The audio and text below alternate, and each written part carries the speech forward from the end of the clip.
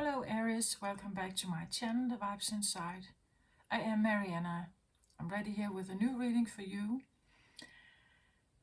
So we'll see what comes out. I just have the word individuation. Like individuation.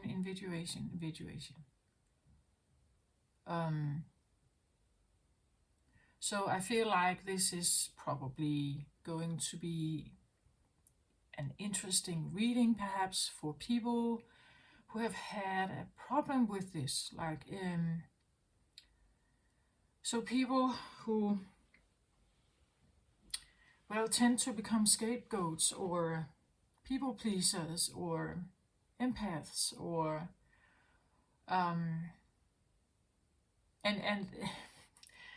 I'm reading for Aries, right? And so this is a terrible energy if you feel like that. Like if you feel like a scapegoat or a victim somehow, or that you don't know who you are, or you haven't had the chance to figure out who you are somehow.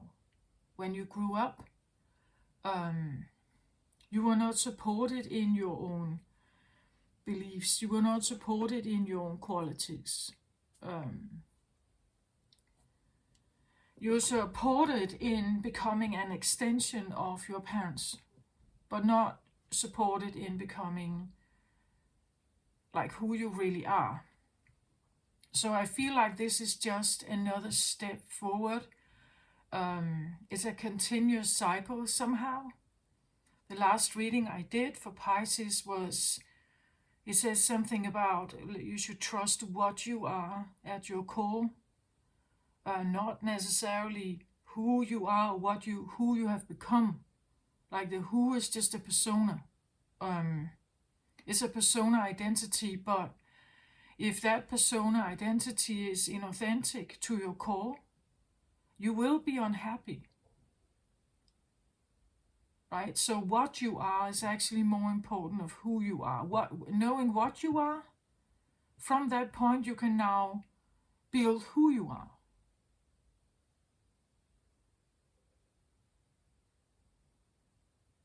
I heard some teacher, a spiritual guru teacher, he said something like, when we come into this world, it's like we are this cup, and the cup becomes filled up with all kinds of stuff from our parents, from our teachers, from co-peers, from society, from all television, all kinds of narratives.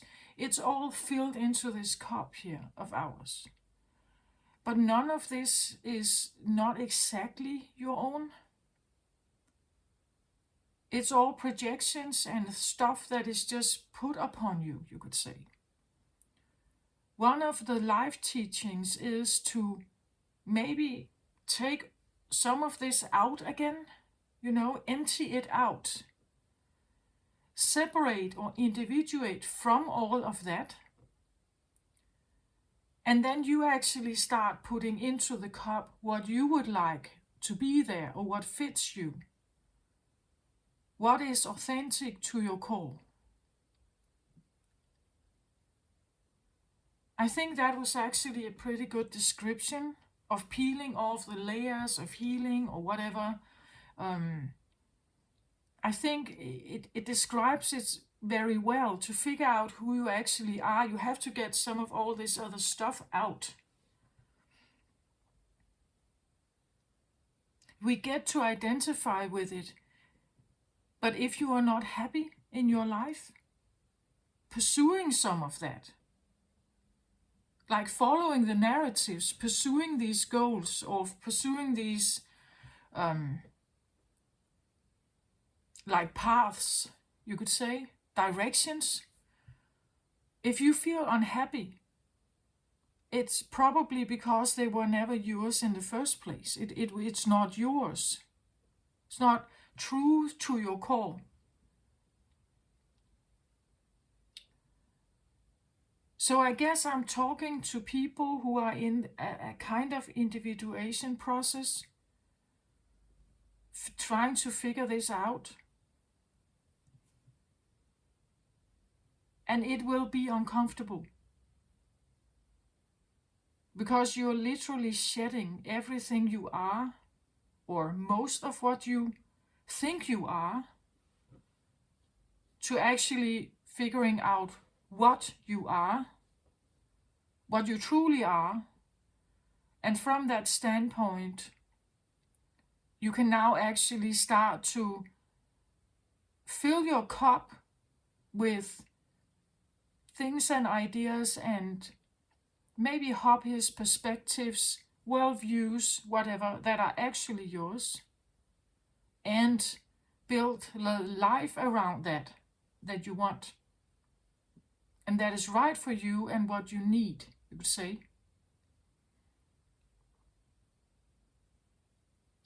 So I get individuate, individuate, individuate. That's kind of, and I guess maybe this is just a theme for the next round of readings, that it's still an autonomy, individuated process, I guess. I feel like that is somehow coming in,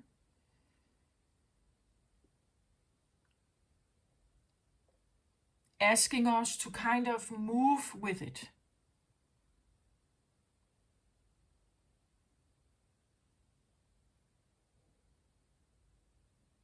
Yeah, that's what I feel like. So let's dive into the cards and see what's coming here for you, or what is on the horizon, present perhaps already.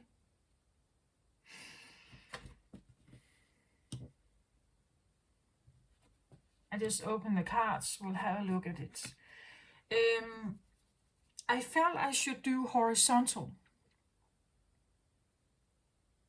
Like I should put the cards like this, and I think it again, it tells me something about individuation.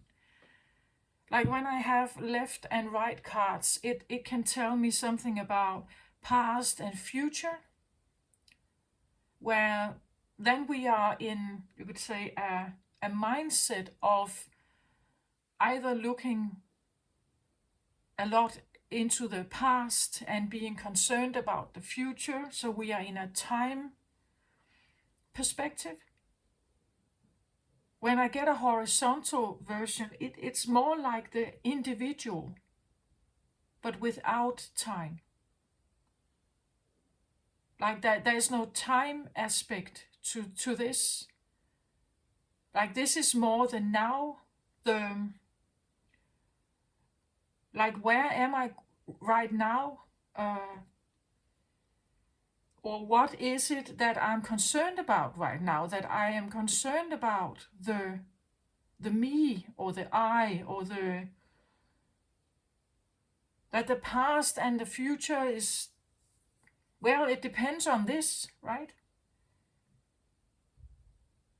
The more individuated I am, or the more I stand on my own 2 feet, know who I am, my boundaries, whatever, it will determine, well, the future, yeah, right? It will determine what you're going to do.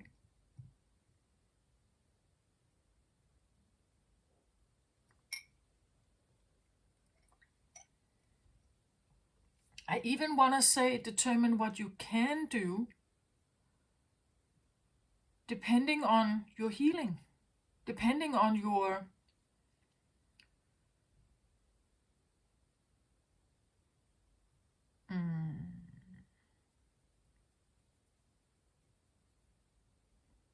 potential blocks,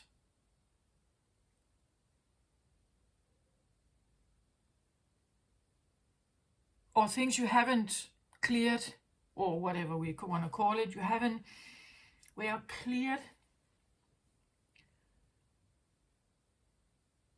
I think most of all it's about acceptance.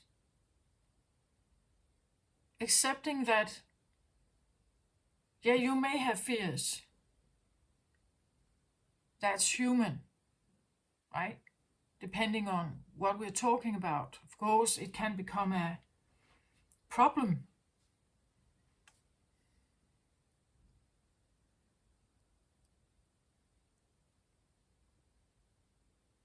So some of those fears we may want to overcome.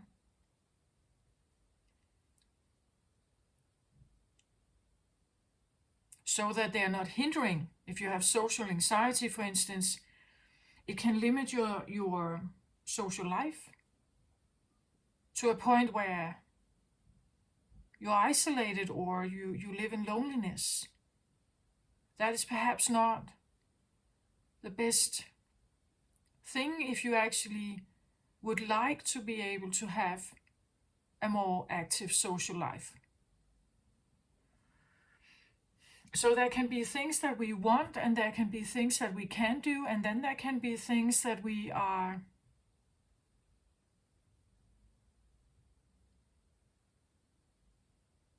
like, maybe we can't do them, or it's not working for us. We don't have success in that area, maybe due to something unconscious. So let's have a look. In the center here, I have the page of Ariel. So a page card is always like a new, like a young, new.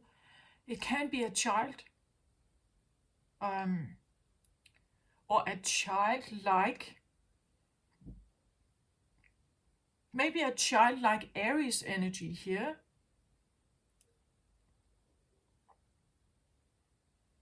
It could be a bit,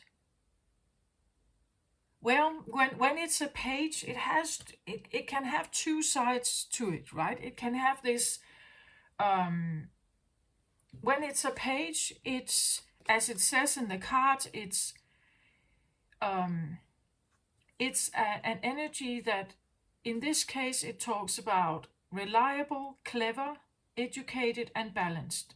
An excellent opportunity will be offered to you, scholarship, or the pursuit of education. It's time to get to work. So there is a new start of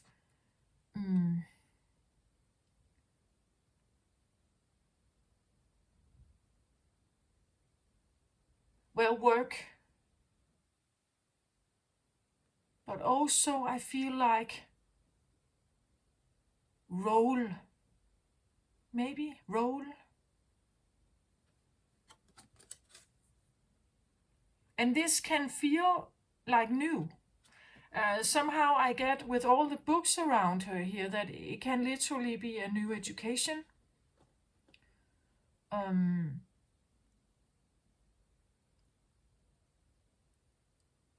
page card is like a bit like an ace, a new beginning. And Aries, you are a new beginning per se in the zodiac. You represent the youngest sign, the new one, the newbie, the fool, the carpe diem, and there's a freshness to Aries energy, right? There is this freshness of new young spirit. I'm gonna go and try this out, with a sense of confidence and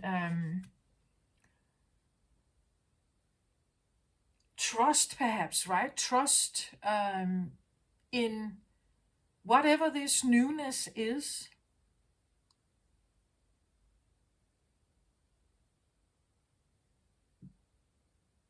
So a confidence, a trust in something.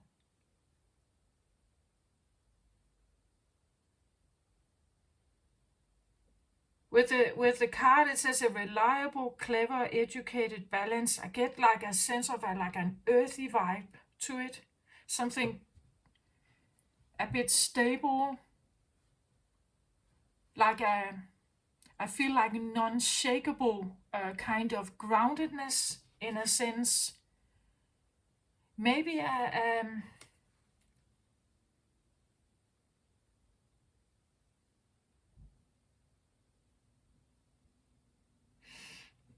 because it is a page. So sometimes, a page can be overly confident, but and there is a sense of that I can stand like if there is a pressure, I can stand that pressure, right? I can hold that pressure. I trust myself enough to again, this autonomy, individuated thing that a groundedness, I feel like. A grounded, individuated, autonomous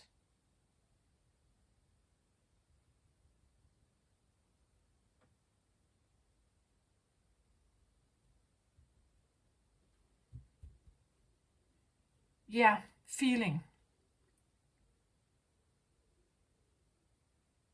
Definitely a feeling, I can do this. I trust it, and I'm gonna figure this out.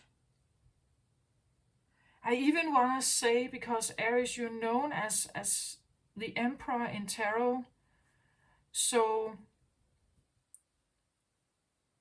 I feel like all fire signs, like they go through like different processes of ups and downs to eventually like own the fire they actually have as a leadership ability.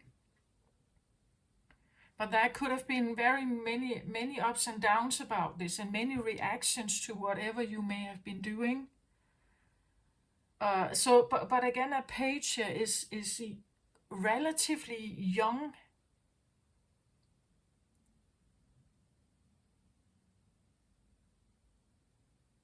Relatively young. So you could have this can be a child that you're dealing with, right? This can be yourself. Again, you have other signs, but your Aries, this can talk about another thing activating in you. Like you have a rising sign, for instance, right? That could be earthy. You could have other placements that are coming in here as it feels like a blanket, like it's kind of swept around you, like and kind of just like a soft blanket that kind of just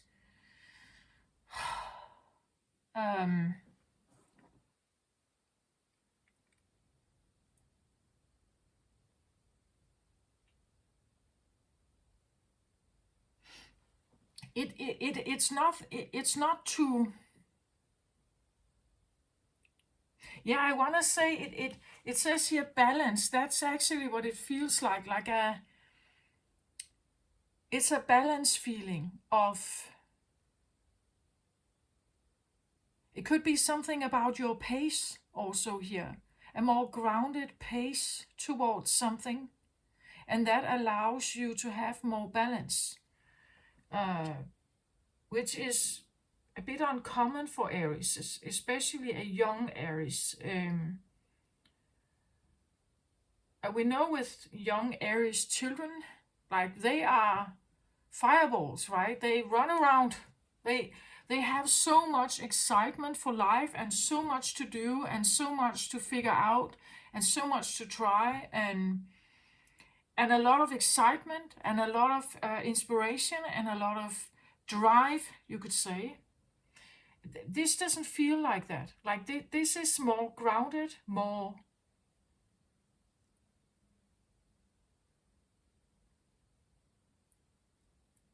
Yeah, I feel like a grounded but enthusiastic,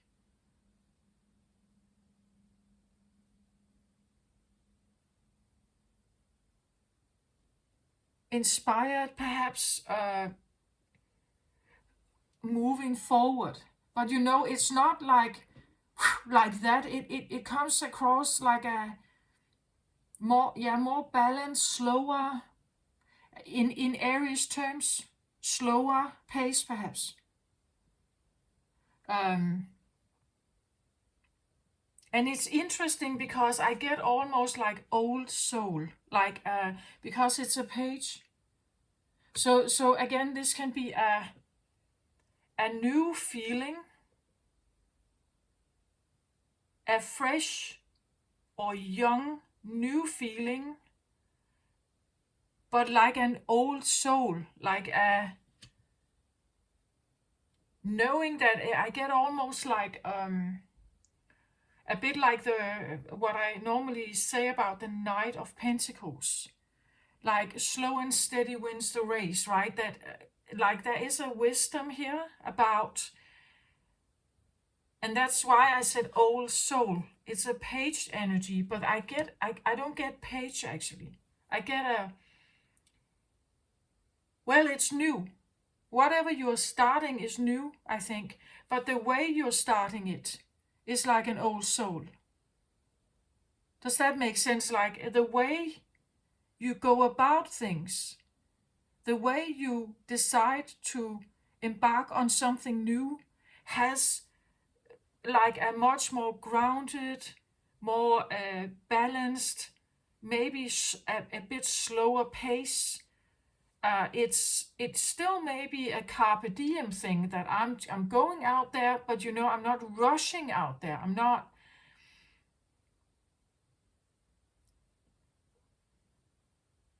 I will slow my pace down and do it in a calmer, relaxed, or a calmer, balanced approach to something. We could talk about patience here also. Like there's maybe a more patient approach to something new here, or a patient adaptation to something new. The newness here, the page idea can be that this is how you are deciding to go about life. That can be the page. That instead of like being a rushing Aries, perhaps, you are deciding on a more reliable plan, being clever, educated, and balanced about. It actually feels like a life change, from living, from maybe like a more quick satisfaction seeking a life, from one high to another. So from many highs, but also lows, high and low and high and low and high and low. This seems a little bit like a more, I wouldn't say even, but yeah, a bit more even. Maybe there are not so many highs and lows and highs and lows as it has been maybe in your life. It seems like a new, more balanced approach to something here.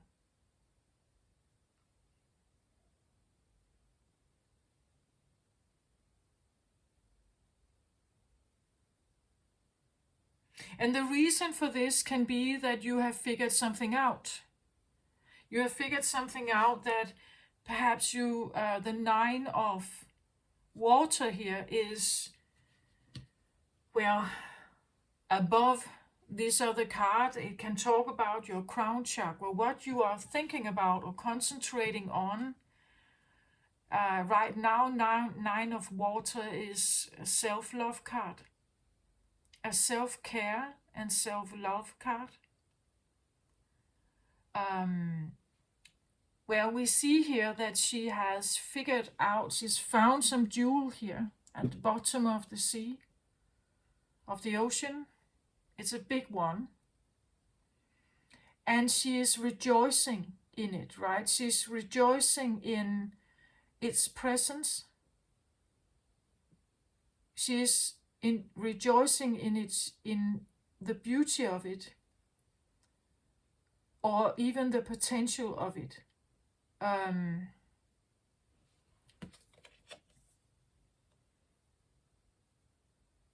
It's like a treasure box at the bottom here. As I said, if you have figured out what you are, now you are actually, maybe I hear nursing it. Now you're actually maybe starting to feel into what this could be. what this is and putting something into it. Or as I said, you're filling up your cup now with something else. You fill up your cup.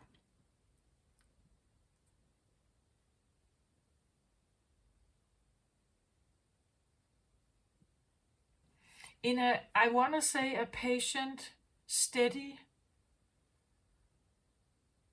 And again, this idea of balance, I really feel like it's something about the choice, like choosing something that balances you, something that is of value to you, and it balances you. It feels self-caring. It feels, so whatever that may be for you, Aries, right? Because you are a fire sign. So it's a,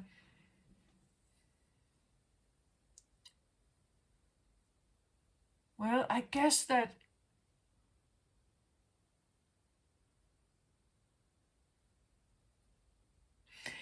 that can be for Aries, right? I guess for Aries it can be a like tremendous success and like very fulfilling feeling to go towards things that we actually like, and we want it, we desire it, you know. The problem is that if it doesn't desire us, like if we're pursuing something that doesn't want us, like the frustration and the, you know, like the frustration or anger that can come from this perhaps is difficult to handle, I guess, for an Aries, especially a young, inexperienced one, a child. And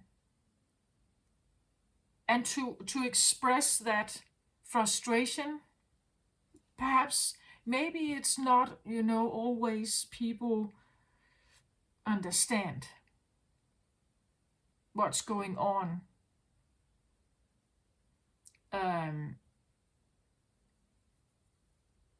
And you see, if like the enthusiasm is high to pursue something, and if it succeeds, it's like it's such a good feeling.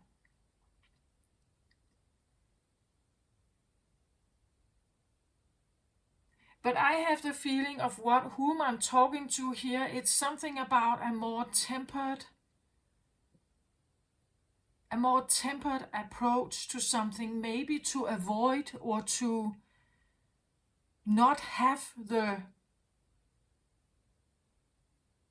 crash down, you know, like as I just mentioned, the frustration or the anger of something, that you can't have what it is you desire, perhaps, that it's refusing you or denying you or abandoning you or something like that. That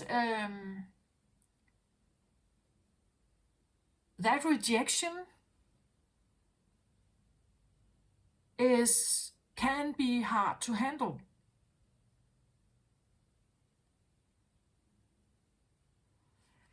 So again, I have like this idea of highs and lows and highs and lows, perhaps like a different approach to, I feel like also with the horizontal lining here, that is it feels like a self-care approach, because the other way, like the rushing forward, desired, full of like inspiration and motivation to get something, can be a, well, it can be a rush, right? It can give you a rush even, right, to pursue something.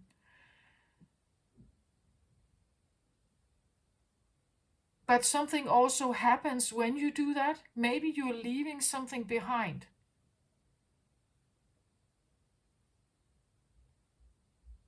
Maybe you shove people aside to get to your end goal.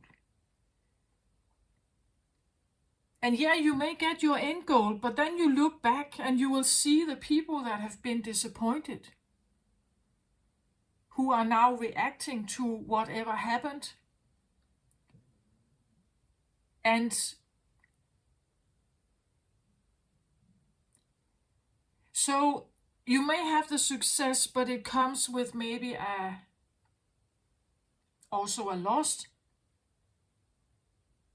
or difficulties somewhere else.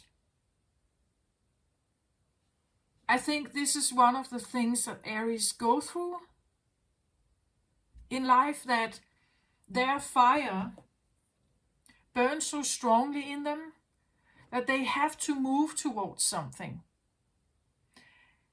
And what that then happens is that it's going to burn someone else along the way.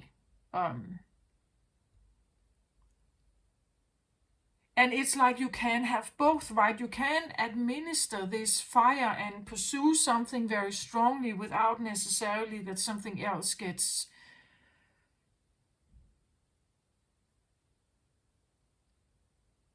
I hear moved by it. Moved by it. Touched by it. Pushed by it, perhaps. So there is a high, but there's also something else, perhaps. This feels like a softer, I feel like pace-tempered approach to something. And this is water energy, so this is like a watery approach. The water here is maybe what slows something down for you. Like the water is not your normal state, Aries, right? The water dims the fire or cools the fire, you would say. And maybe that's why it feels more like, I get grounded, slower, more patient. I feel like there's something about the time moving slower, or the pace is slower. A patience with yourself, a patience with the process you are in here also. Like having patience with yourself about maybe self-care, self-love, and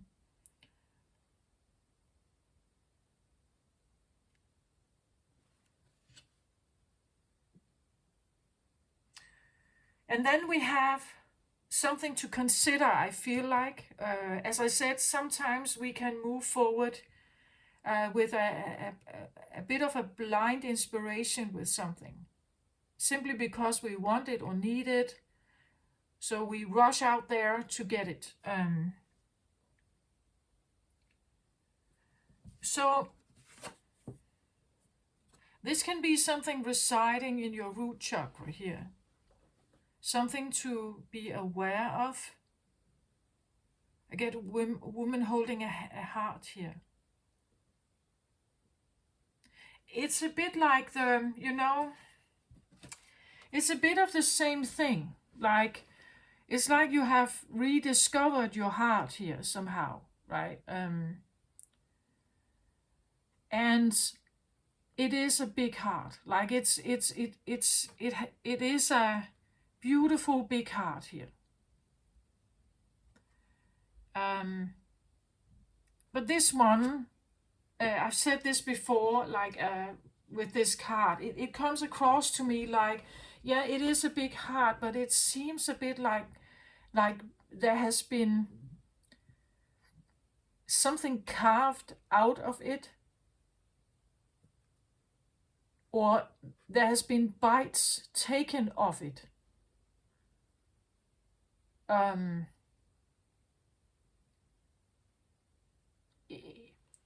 Essentially, it feels like a heart that is a bit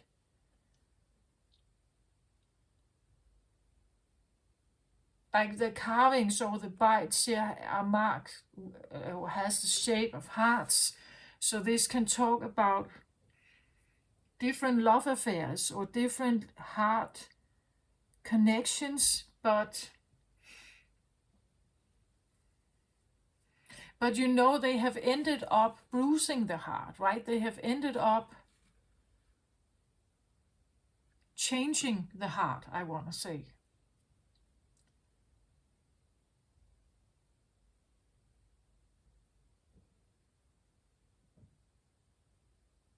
Yeah, they have ended up changing the heart. So this could be the heart you have now after a certain lifestyle or different relationships, different like experiences. And we see her like the way she stands. I always see it like she is turning her back, a bit of protective mode, protecting this heart of hers. Is still looking over the shoulder though to see what's coming, or is there something interesting here? But I'm, protecting my heart because I do have these experiences and they have not been that great for me. And I know that if I somehow have to move forward in life, I don't want further injuries or scars here, right? I don't want more of them. So I'm kind of protecting my heart here. But I'm still, I still have a curiosity. I just can't allow myself to have further injuries here. That's how I see her. Like how she turns her and like she turns her back and kind of pushes up her shoulders in like a bit of maybe an anxiousness or something here. She's not prepared. It's like she's hiding her heart in some way. She's not prepared, avoidant maybe, having an avoidancy about sharing something heartfelt.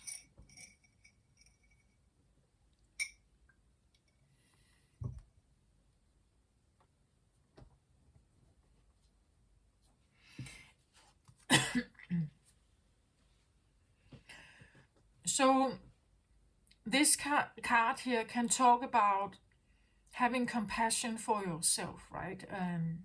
Looking at your heart, knowing that it is a diamond, but there could be bruises or rifts to this diamond. But you're looking at it and knowing that, yeah, like from my original state of being, something has changed my heart here. And maybe, I can't go back to what it was. I now have this changed heart. And yeah, maybe I do have a tendency of being avoidant in the heart matters here. In the heart matters, I may have a tendency to be avoidant because of this. But this could talk about compassion, right? Compassion for yourself, for your heart here. That the change, the bruising or the scars or woundings you may feel that you have experienced from different relationships,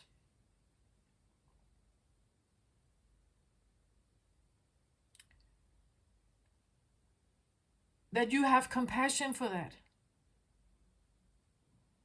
You may even get to a point where you may realize that, well, I've said before in some of my readings that you just have to get to know what you stand in front of. And well, that can be difficult to know it from the get-go. And that could also be why you are a bit avoidant here, right? Or you choose to be. That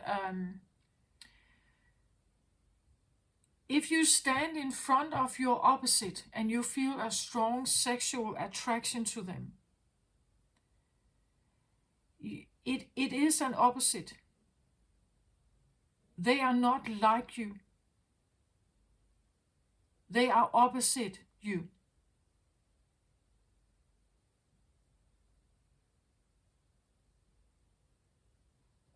It means that you get to know something about yourself when you are confronted with something that is different than you.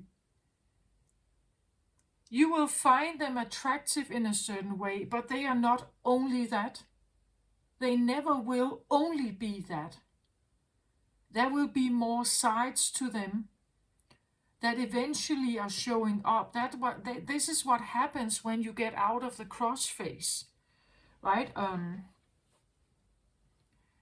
When we get over the cross phase, you could say, you're realizing that the person is more than only that bit of them that you saw in the beginning that you were attracted to. They are more than that. And because they are your opposite, you could be pretty frustrated with some of it. Because it's not like you.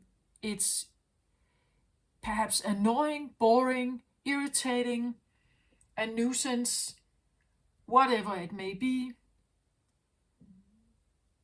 And this is where sometimes people split up again. This is where, disagreements start. And for a relationship like that to consist, there has to be a sense of either mutual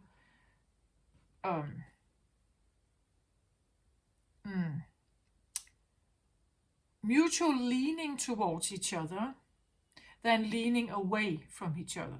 If you lean away from each other, you probably split up. If you choose to lean towards each other, it means that both of you have to maybe compromise a bit, or one in particular compromises themselves or their own beliefs to stay with this other who may stay the same. So there are these scenarios. It's just when we stand in front of an opposite, it can be like sexually, like really enticing and seductive and alluring and everything. It just is what it is. To make that work, it takes effort. Or it takes that one chooses to yield to someone else's leadership or to their behavioral style. And that can maybe work out for a long time. But eventually it probably, because it will become inauthentic for one of them, then it probably leads to a divorce eventually.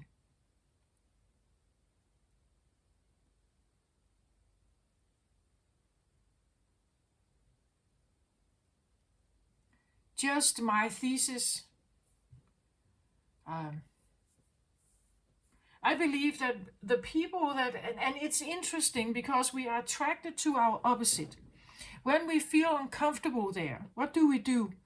Well, we talk about it with our friends. What is the difference? Why can't you talk to this girlfriend, boyfriend of yours? It's because they don't get it. They're opposite than you. They don't get it. They have different values, different priorities. They are opposite. They are different than you. So we go to those who are our friends. And what signifies our friends? Familiarity, comfort zone, safety. It's nice here because what? Because they understand. They share some of the same values. They see the world more like you. You can have friends that are different than you, but there is a part that has chosen each other.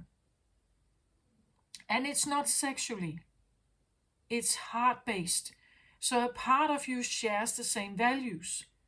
So here you will find comfort. Here you will find agreement. Here you will find support. So again, what are you standing in front of? If you're looking for a balanced relationship here, you probably will find more comfort with someone who is more like you. It may not be the highs of, like the most magnificent sex experience. But it will be more balanced. It will be more heart chosen. It will be more, you could say, some would say plain or dull or boring. Some would say safe, predictable, reliable, It depends on you. And for some reason, I get a feeling, I talked to an Aries here who may have had the highs and lows, all this stuff going on, but also knowing that somehow it's draining. And it has left you with this feeling here.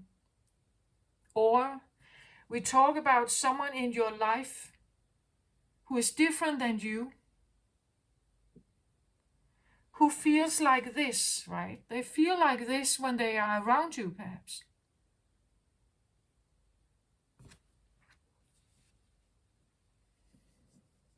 And they are kind of, becoming more and more avoidant because it drains them to be around you. Take that, heart resonates. I don't know your life, Aries. It's just what I have here. So again, this can be a person in your life, a child perhaps, that is more earthy. Like they have a more earthy way, Maybe this is someone you come across and they are like that. They are more earthy. In their sense, more grounded, more stable, more reliable, which could be a good match for a bit of a, like in and out Aries energy. But as I just said, opposites can attract. It just doesn't mean that you can stay together. It's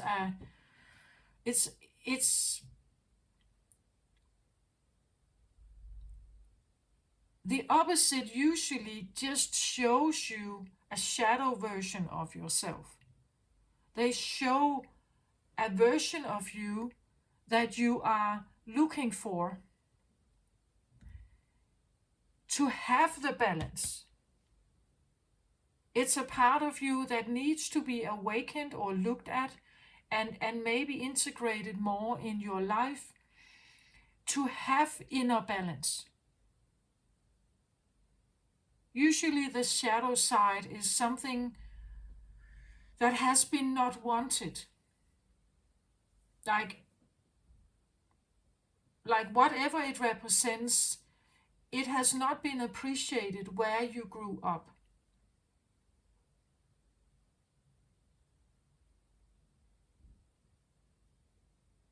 So that can be the wild side of you, Aries, if you have learned to somehow needed to dim it down. That you have learned that everything wild and uncontrollable and chaotic or tumultuous in some way, that was not wanted. That you could not be loved if you had these traits about you. You would be undesirable, unlovable, a mess, a chaos, something that is not useful. Then some children eventually learn to shut it down, especially if they are punished, maybe even physically punished.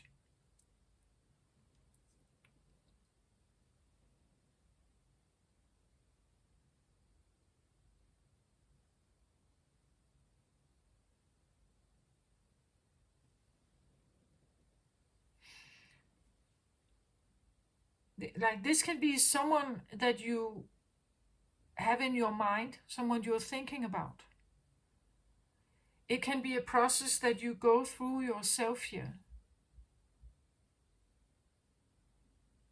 That you have come to a point where it's like the life I've been living has not been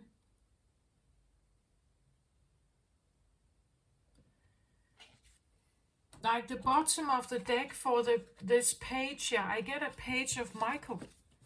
This is like a driver card. A driver that leads you to this. This is also a page card. It talks about truthful, perceptive, analytical, and blunt. So this could be like an epiphany.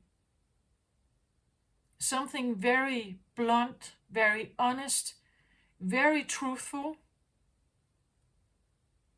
coming into your life, showing you something, saying something. Again, we say that the truth we get from children and drunk people, right? It could be someone told you something here, very blunt, very honest, very insightful, maybe truthful. Maybe it was a once in a lifetime. Maybe you had only one encounter, maybe only a few encounters here. But it was like in your face, I want to say. It was without any kind of filter. Without any kind of filter.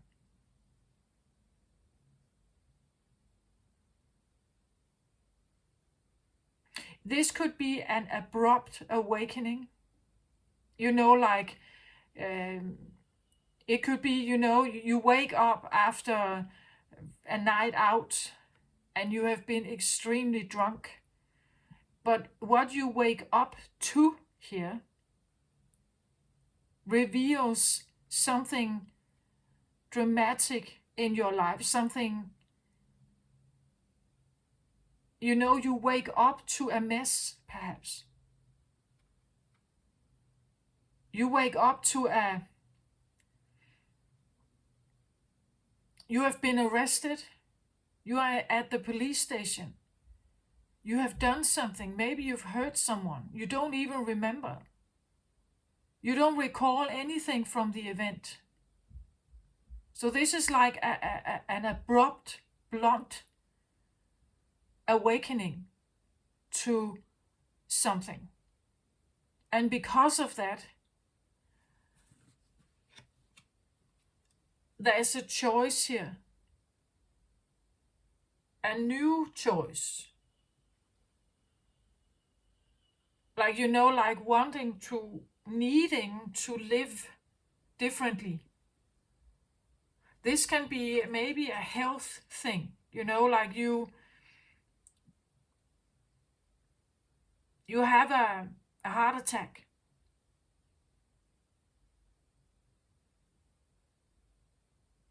You get thrown to the ground, you wake up in the hospital, and what you the message you get from the doctor here is, if you don't stop smoking or if you don't stop living the way you do, you will have multiple of these heart attacks. You will die before you are 50. You will blah blah.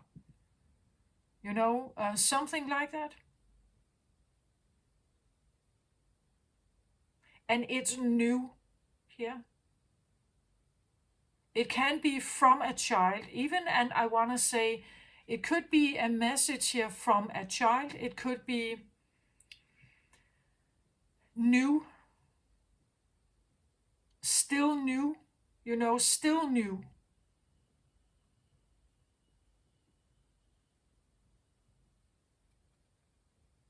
Or fresh, you could say. It's still a fresh memory here, or still a fresh message.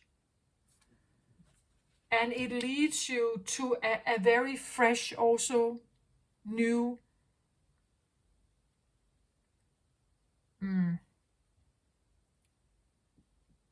I feel like beginning of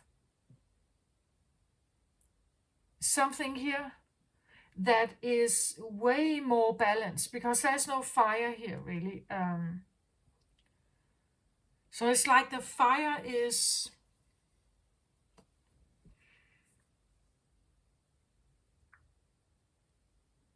right now I want to say that fire is meeting some water. It has a meeting with water.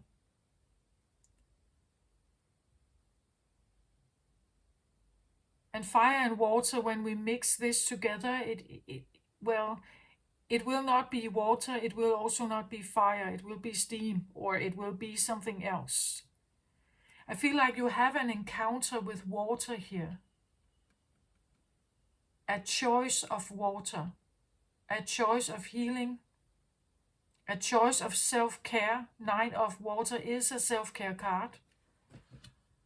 Self-love, self-care, needing to, and it's in the crown position. So this is in, like, you're in your awareness. And I have all the books here around her. Maybe, like this whole idea of self-care is like a whole new study of you. Like maybe you literally have to educate yourself. If this is like an illness, for instance, maybe you're educating yourself on how to live a different life here.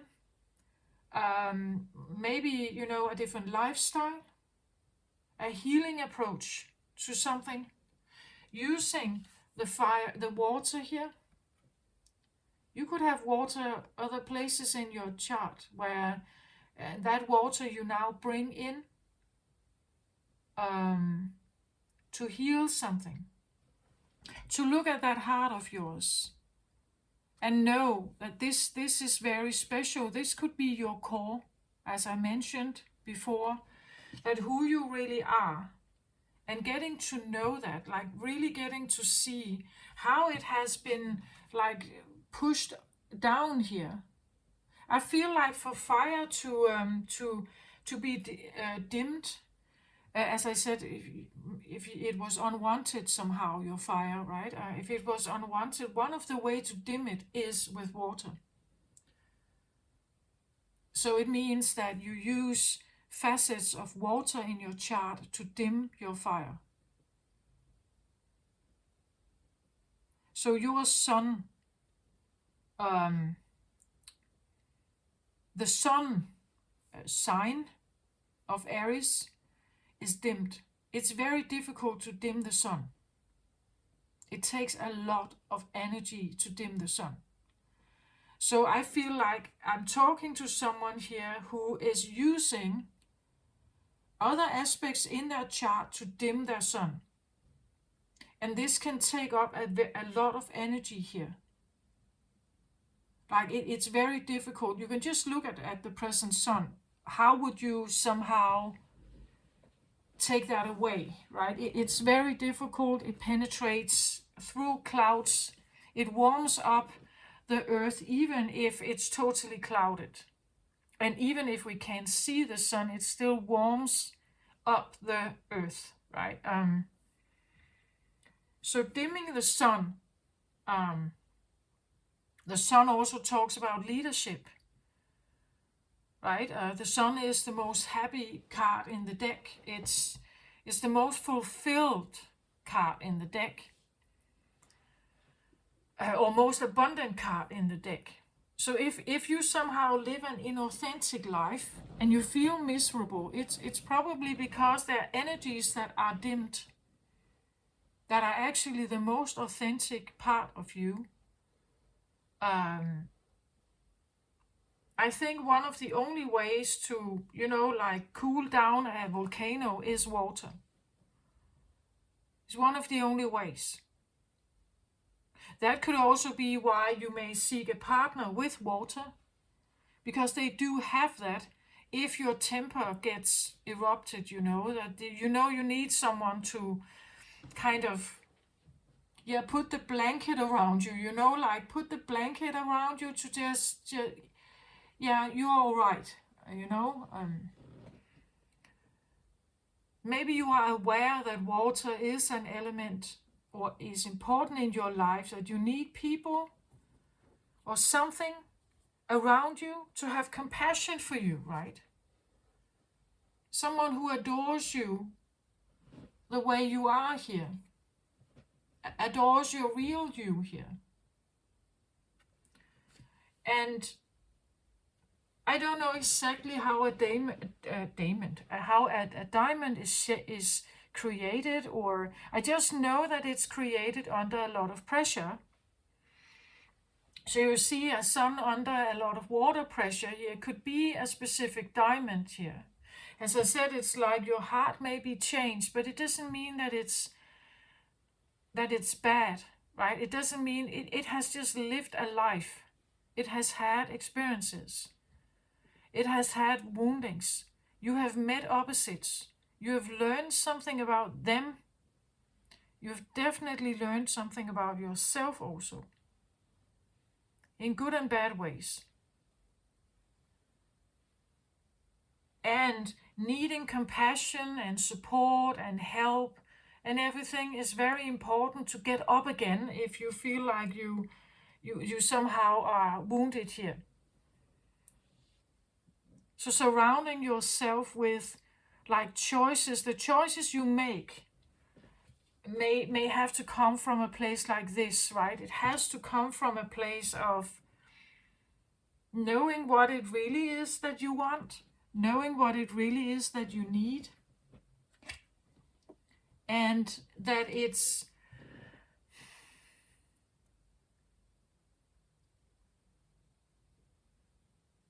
actually good for you. So the driver for this card here, I get the 7 of air. This goes hand in hand also with the page of air here. The 7 of air can be like a derailed ego.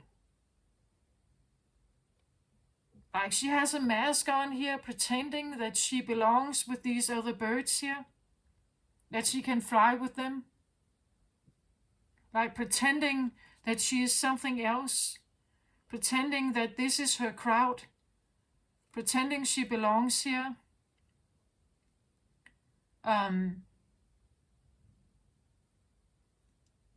But it's a messy place. 7 of air, 7 cards are usually about betrayal, lies, backstabbing, manipulation. And this could have been you, right? Like, as I said, there can be a wake-up call here to whatever mess we have left behind. Who did you lie to here? Did you feel a necessity to lie, to perform in some way? And where does this come from, right? That could be the truth that you have been facing here, a truth that is so blunt, so direct, that it penetrates all kinds of protective walls. 7 of air here is the driver towards this. 7 of air can be that suddenly you see yourself wearing this mask. Suddenly you realize that this is a pretense. I have been playing a role, or I have been participating in life, following all kinds of narratives here, but they were never my own. They were never mine. So now I'm doing something else. I take myself away from the narrative, from the stories, from the conversation here, from the meetings, from the work, from the family maybe here. And I dive into the water.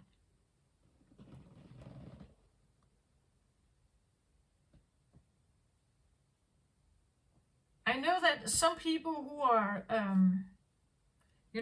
they could be survivors of PTSD or something. Sometimes they can actually find a relief if they, jump into a swimming pool and they sit at the bottom.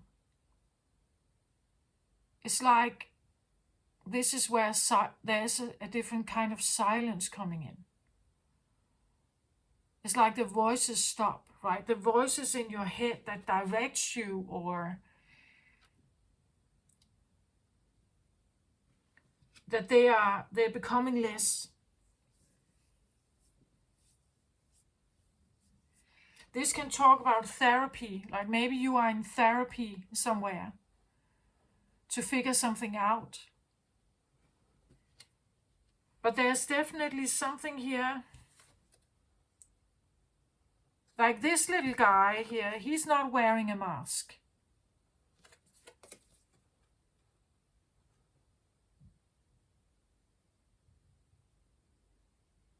It's like a wake-up call to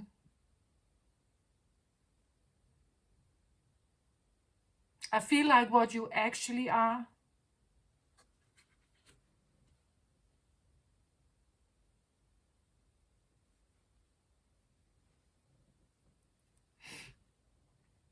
I believe that most spiritual awakenings, it takes us through a recognition that we are still somehow maybe just a wounded child. That a part of us still plays out these, like that we are still somehow trying to figure out how to heal those woundings.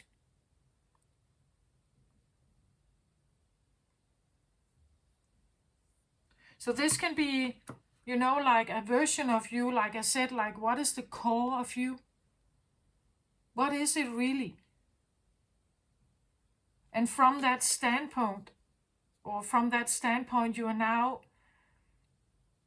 without a mask moving forward. But we see, like in the background here, it doesn't look that shiny and clear blue skies, right? It could be the feeling that you are in a bit of a storm here, or a bit of a mess. Like there's something to be cleared up, like conversations to be had.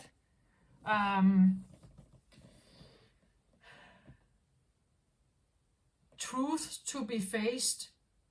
Maybe building a new voice or a new way of speaking or engaging here. Maybe you feel like you're a bit alone, that whoever may have been around you here, they are not there anymore.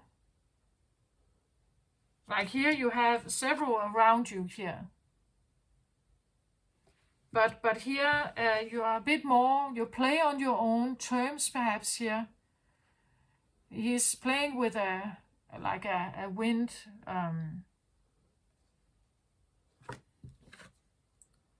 some kind of wind dragon plaything here. And there's only one other here around you.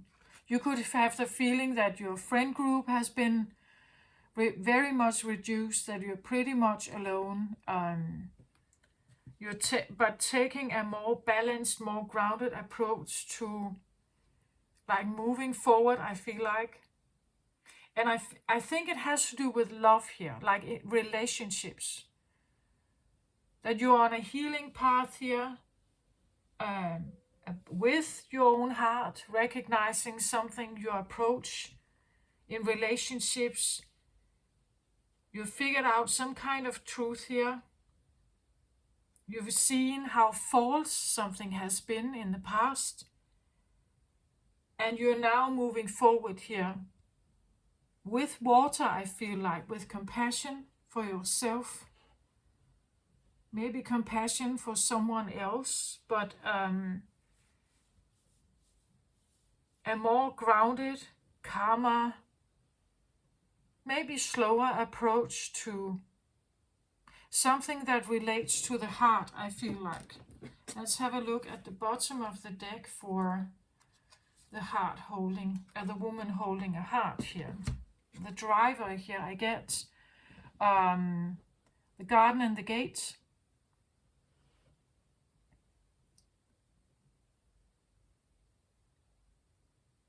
And this makes perfect sense, right? She stands here, she's inside the garden here. The gate is closed, and that's what I feel like with how she's turning her back here. That's a way of closing the gate, right? that she's not really open for engagement. She's not really open to let someone see the heart.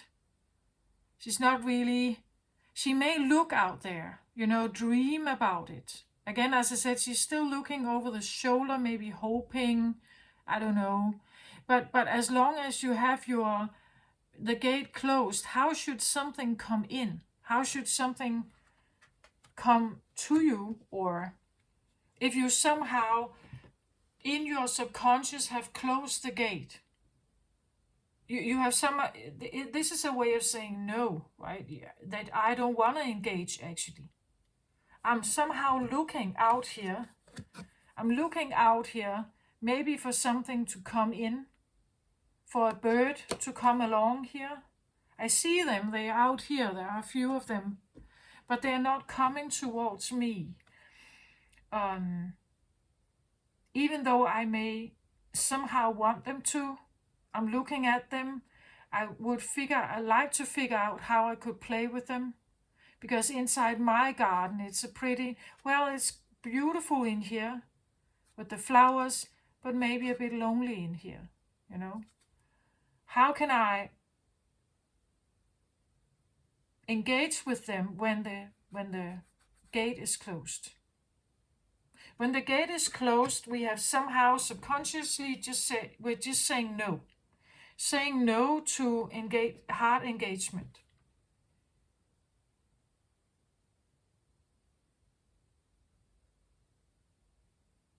So it means that, these other birds here, they fly out there. They will find someone to mate with. They will find someone to be with. They will find someone to, connect with. But you stand here inside your own garden here. You are probably protecting yourself, but you're also alone.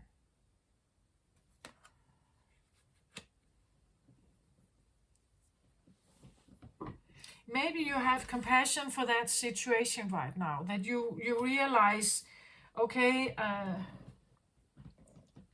for some reason right now I'm not ready to open. For some reason right now I can't open. I'm still looking at my heart here. I'm still looking at me. I'm choosing to have more patience with myself. Maybe educate yourself on a certain matter, right? Because there's a reason why you may have felt a need to mask up here. I think we all do this to a certain extent. Mask up. There's a part of us not shown when you look like this. And this is air, not fire. I don't have fire cards here, which is quite unusual for Aries.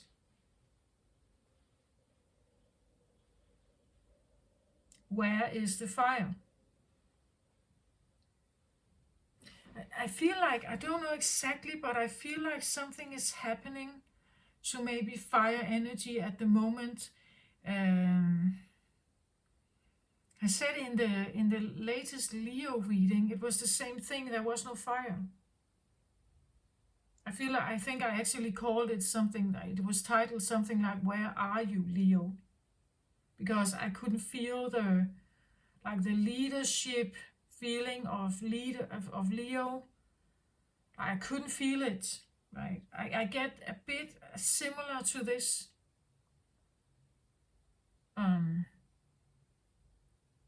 It's like something is happening here to the fire. Maybe this is on a on a bigger scale. I just feel like something is happening to this fire energy, that it's going through something, figuring something out.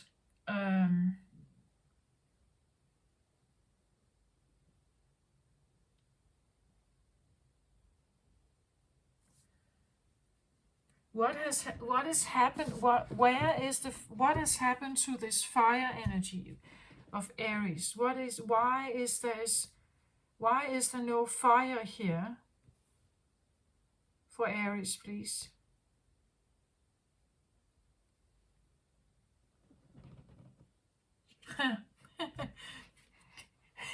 So now it's here, right? Why is there no, where is it?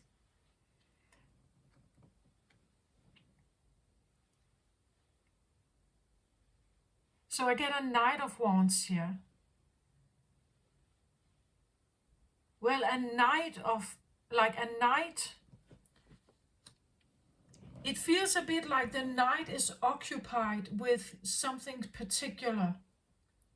So the fire energy is occupied with something particular. When the fire is a knight here, it is usually in pursuit of something. It's on its way to something. It's occupied with something. A knight usually serves a king. The king decides who can be or even become a knight. And when they have the title of a knight, they are now in service of the king, honoring a certain code, following certain rules. You could say they are a bit like a prince, but not the king. So as long as the king is there, whoever that might be, they are in service of that one.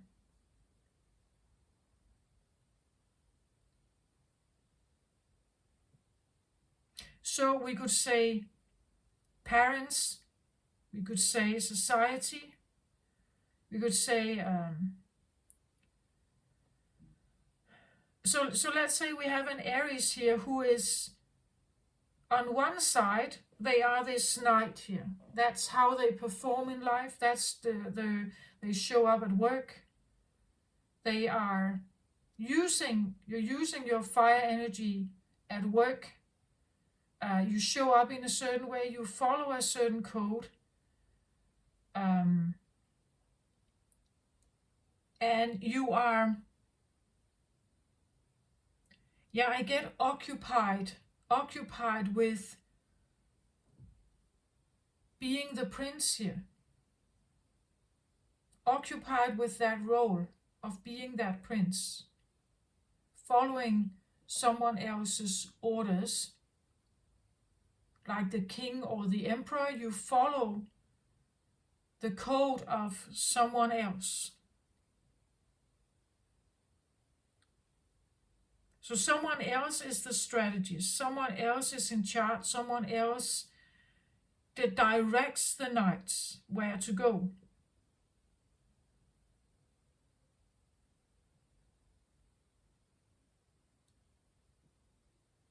You are probably quite skilled here because when the knight has received the directive and it acts upon it, when they're out there, they're pretty good at defending themselves, fighting for whatever is going on, fight for the things that they have been told to do. They have an armor on, they have weapons, they are out there engaging. I get occupied. Did I say occupied in the beginning? Occupation, occupied. I said work. I get occupied. It's like your fire is occupied with something.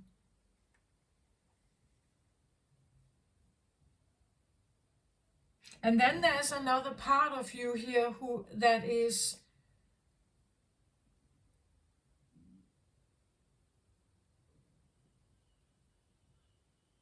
again, this can talk about a mission, right? It's like being on a mission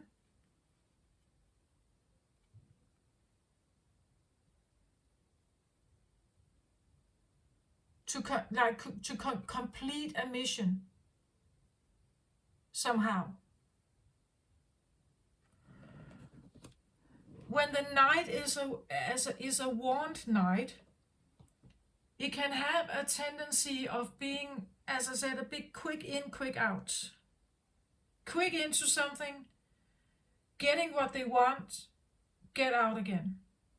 Or quick to engage, destroy the target, out again, or whatever. I don't know what the mission here is. But here the fire is. I said what happened to the fire, and I feel like what the message I get is like it's occupied somewhere else.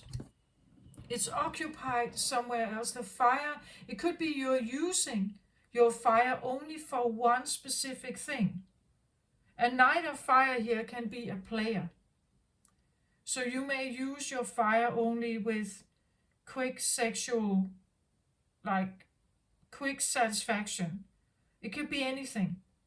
Gaming, like your fire only comes out or is only shown or for like it's occupied in other ways. Maybe in quick satisfaction structures.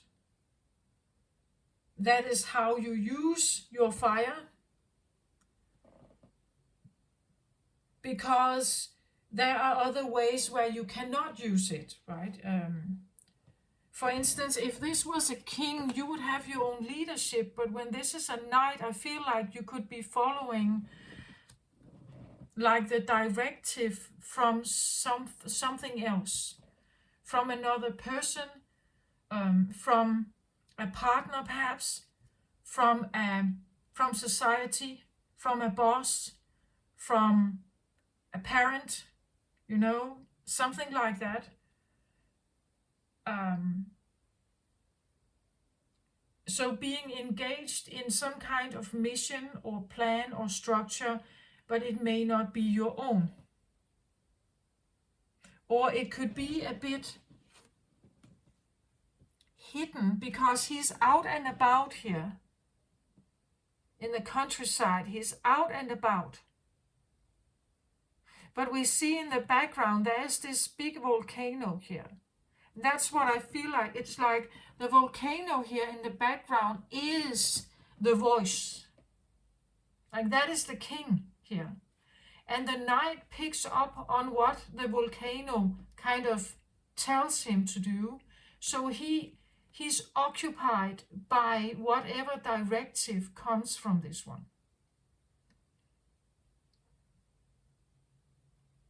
So he gets occupied by as quickly as possible getting whatever that is.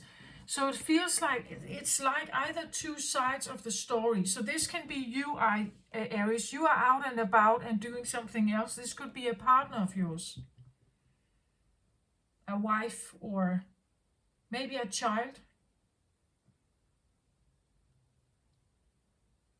Or that these are two sides of the same coin, that this is both you, Aries.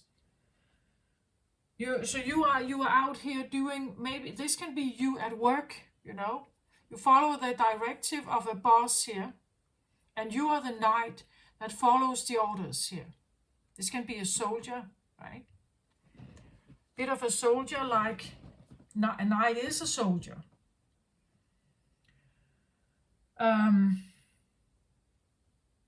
But what is important for a knight is that they can take orders. If they cannot follow orders, that they are their own person, their own sovereign, you could say, they can never become a good knight. Because a knight is supposed to be directed in certain,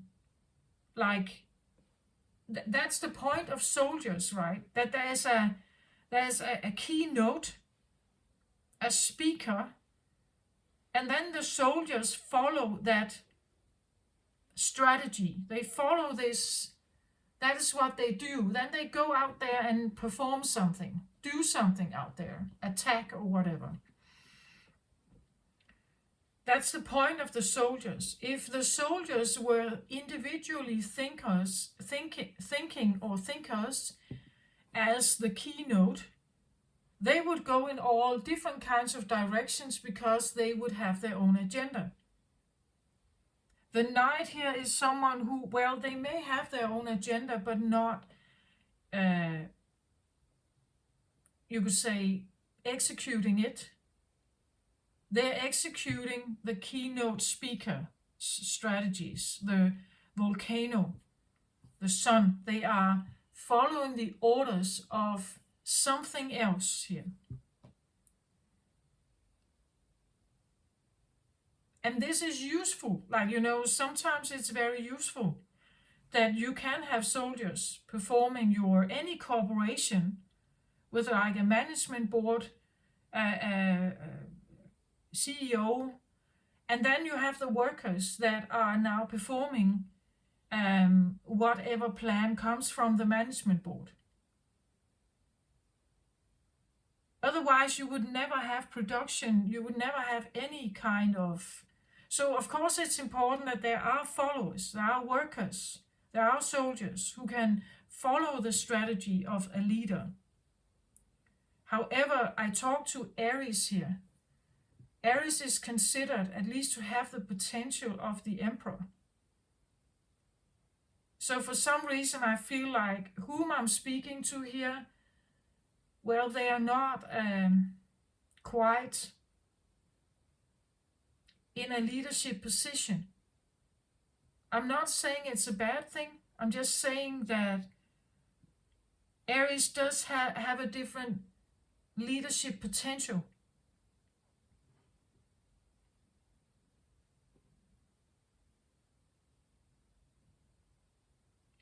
But with a broken heart or an avoidance somehow, people don't come to your gate, right?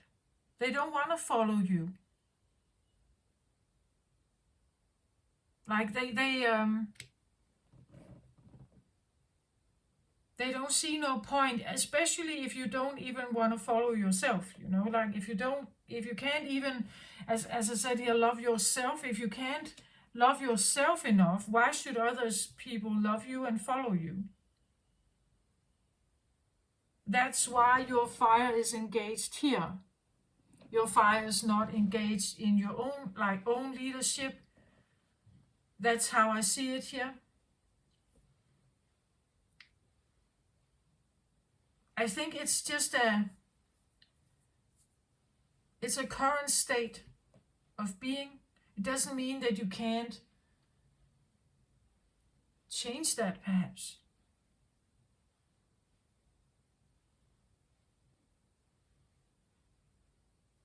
So one of the ways to change it is to embark on a journey of self-love here. Knowing that, well, potentially maybe, yeah, I do have a closed-off heart. Maybe I don't know exactly how to change that. But for now, I have compassion. I have compassion that I somehow feel the need to turn my back a little bit or estrange myself, at least to something, right? I have to estrange myself from further damage. Maybe I need to have compassion for that side of me that feels like it has been somehow changed, somehow broken, or somehow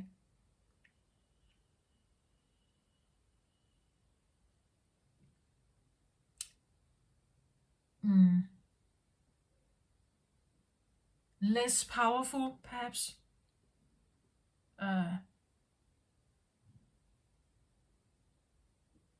Like this is a protection, right? When we turn our back to something and kind of shield our heart, it's like we want to protect it.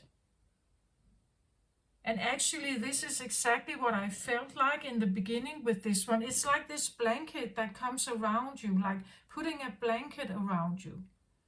Like a bit of a comforting thing, right? Maybe you need to comfort yourself here. Like comfort that, yeah, maybe this is a part of you.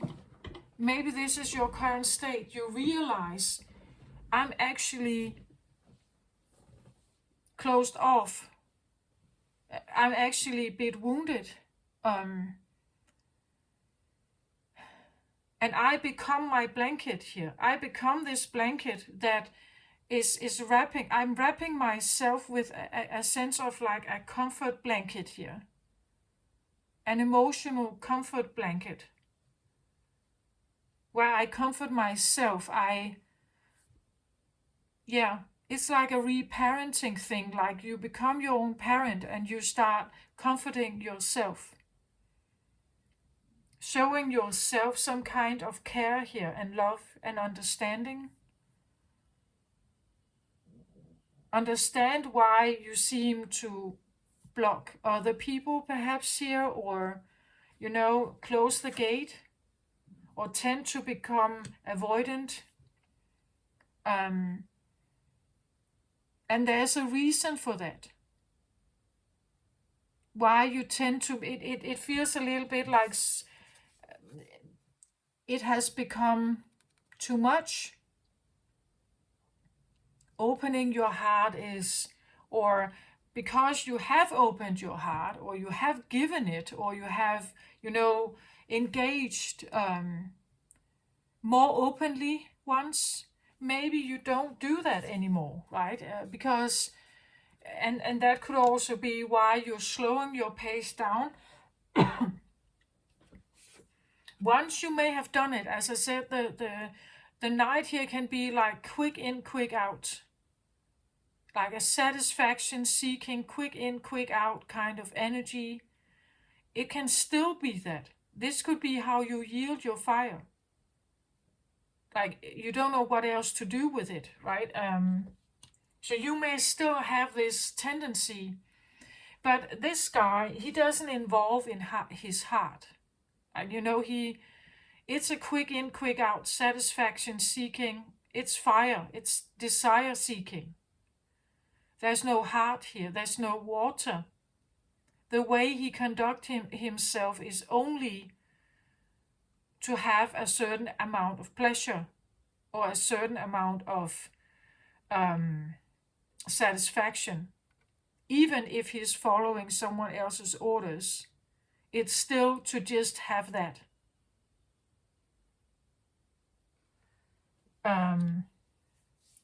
But then there's this whole other side here where I feel like it's that something else could potentially be quite different.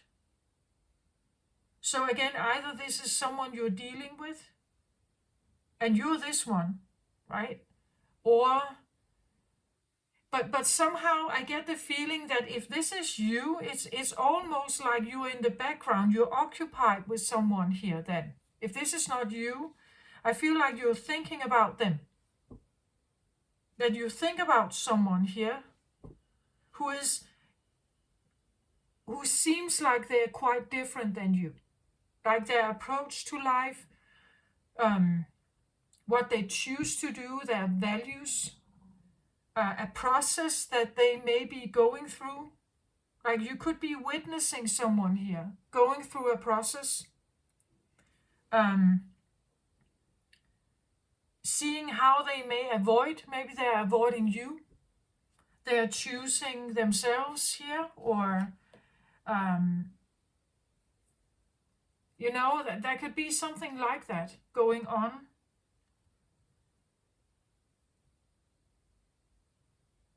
And it can all be you, like your fire is still there. You don't still know exactly what to do with it. So you may still play your usual games. You may still do you may use all your fire just for work.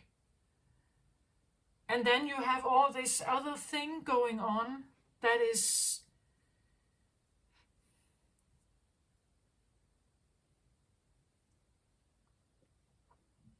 leading you somewhere else or showing you something. As I said, if you're dealing with an opposite here, they are showing you something else. You will become more aware of maybe this tendency of yours here, or what you are here because of them. Like you will see how you are different. They are going to show you how you are different from them. They will show you something about them, but also something about you and what you normally tend to do, or what you tend to do with your fire energy, right? What do you do with your fire energy? How do you normally use it? Where is it seen?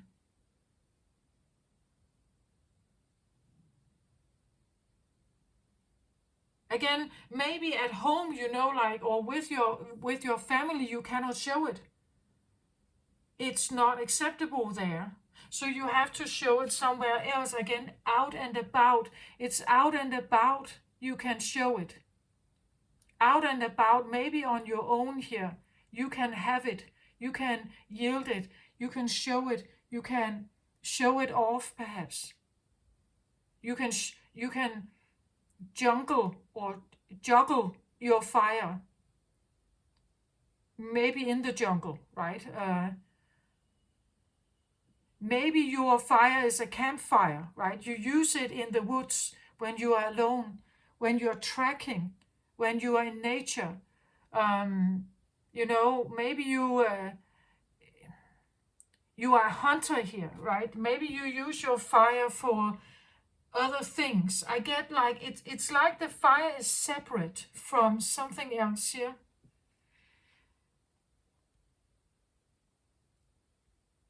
But this is very much on your mind, so either someone you think about, or this is another process of you that is somehow also in your awareness while you simultaneously are this night here.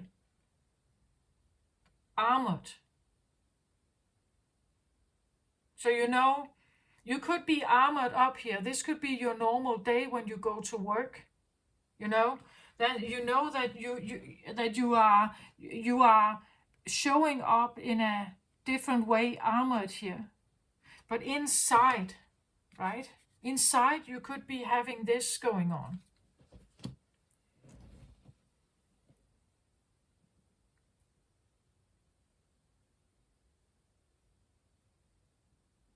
And whatever this is now directing that fire. Are you becoming a solitary knight? Are you no longer part of the soldier group or the knight Templars here? Are you becoming a lone wolf knight here, trying to separate from the keynote voice? When you are a knight here of fire, how do you yield it? Where do you yield it? And for what? Sometimes a knight has, as I said, quick in, quick out satisfaction. This can be someone like, it can be an addiction.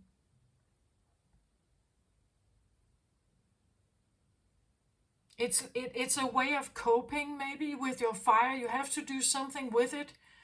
Like fire can't stand still. Fire has to move. Otherwise it needs space. It needs like a way of moving in some way. If people have a lot of fire, usually they don't sit still. Like they have to move the body in some way. If this is sexual fire, I want to say it's like if you start sexual fire, it can be difficult to kind of dim it down again, right? To just forget about it. It's like, you have to do something with it, right? It's like, then it burns you.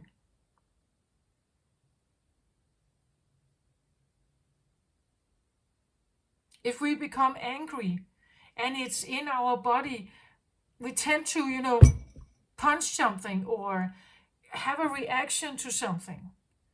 Some people run, right? They use their fire for running. They have to do something with it. Or, they clean the house, or they go fitness training. They have to do something with it. if there is a lot of fire, you have to do something with it. Otherwise, it just festers and burns you. It becomes this cramped up, angry energy, passive aggressiveness. And for some reason, I just feel like it's almost like having two faces. Like this could be how you want to show up in the world, that you're somehow, you are like this. But then underneath it all, you are this, right? Anonymous out there playing the field, being a player,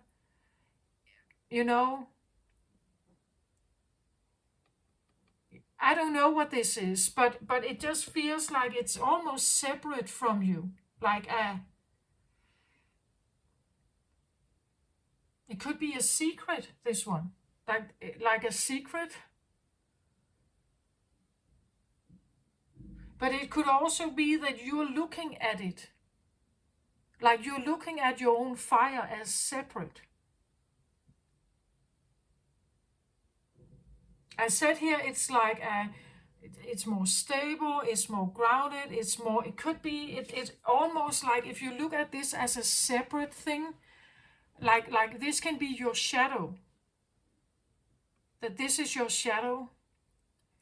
But you are almost looking at it as a separate entity, like a separate thing that you are not, or maybe you are trying to separate yourself from it, or a separate behavior, maybe a separate behavioral style that you used to have, but almost like separating yourself from it. As I said, there is something very particular happening here, or it did happen in the past. Something you have realized, something came to your awareness, an epiphany, a blunt or like abrupt wake-up call. Like this could be, as I said, like fast incoming illness, or like a heart attack or something. It could be someone being very blunt and very honest, telling you some kind of truth that is, so honest and so blunt that it could almost shock you, right?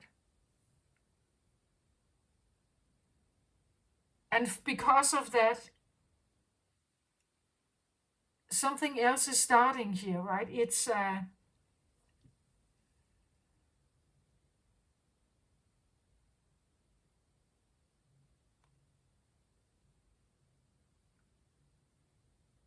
I get a feeling of like almost wanting to separate from your fire. Something is happening with this fire here. It's like I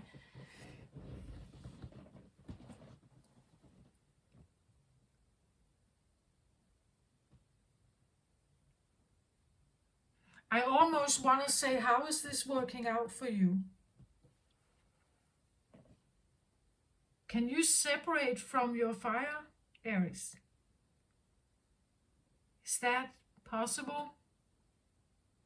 Can you change a Knight of Wands here into a page of Ariel?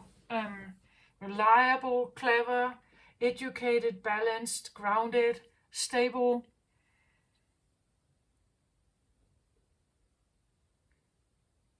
It says an excellent opportunity will be offered to you. Of course, it could be a person, right?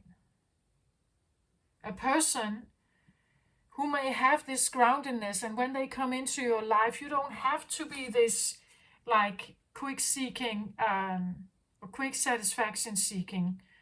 Like they could dim that urge in you, right? A stable partner.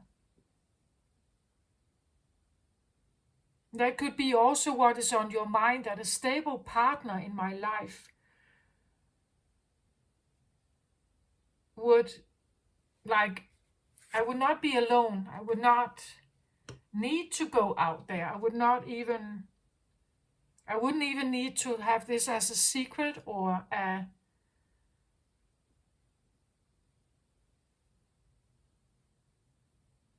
But you see how this is all connected. Like if this is like a shadow version of you, that is very much you, but it's, you know, you don't tell people, you don't share it. Because if you do, you are somehow maybe unlovable or something.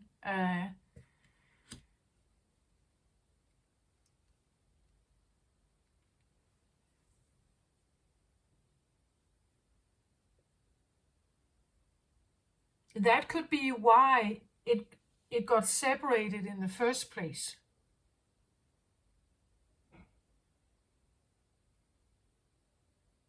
That's why this is in your shadow. That's why it's maybe, you know, secretive.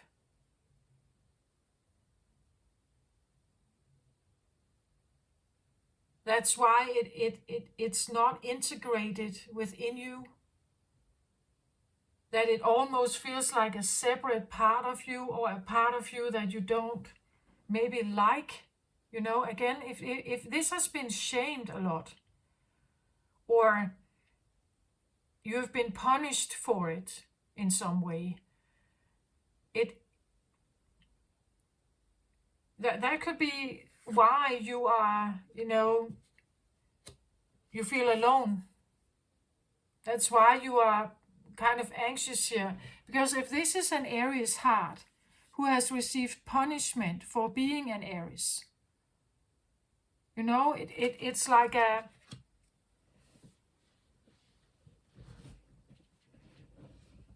Again, we could talk about like an avoidant mother here, perhaps, who didn't want to show you any kind of love. She could have a wounded heart as well, but you know, she was keeping something to herself here. Without this appreciation of who we are, no matter what core you have, if we are not appreciated for who we are, we will never know who we are.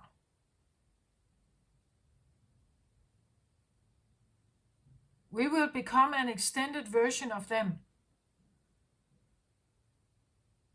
And that will be the only thing we know then. And it will be the only thing other people know about us. Because that's what we are showing them. We are showing them that. But it has never been you. Not fully, at least.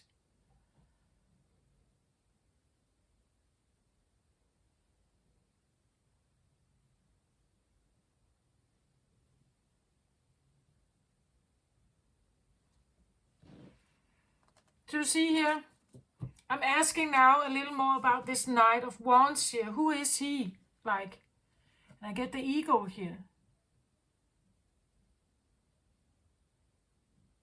So first of all, the eagle is, you could say, a leader of the air realm. We have air here, right? This is a leader of the air realm. So we have a knight here, very clever, very intelligent, has the ability to analyze and find patterns, see things from above, have a very clear metacognitive view, have leadership skills here, very clever. But one of the points of the eagle is that it flies up there.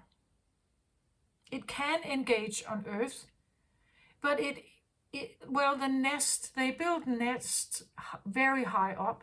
They can fly in very thin air, you could say, where other birds can follow.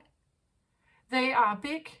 They can see everything from above. They are very great hunters from that perspective. They always, you could say, have the brightest view of something. They are always above others. They are always above the other birds. They fly the highest. right? They have the most overview of everything. That's one of the the things they can have here. They are strong, they are powerful, they can have tremendous analytical leadership skills here. But for some reason they are put into a Knight here. And I feel like it's because it's like a potential that is maybe not quite there yet, and it feels a bit separate from you somehow. Maybe it feels like it's too separate, like this whole idea of being a leader is like separate, like you don't think you can be someone like that.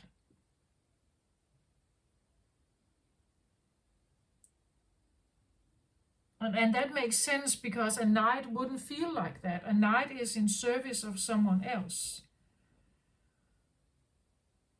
So when you are in service of someone else, you cannot at the same time also be like the keynote speaker, right? You cannot be the leader. It's an identity thing here.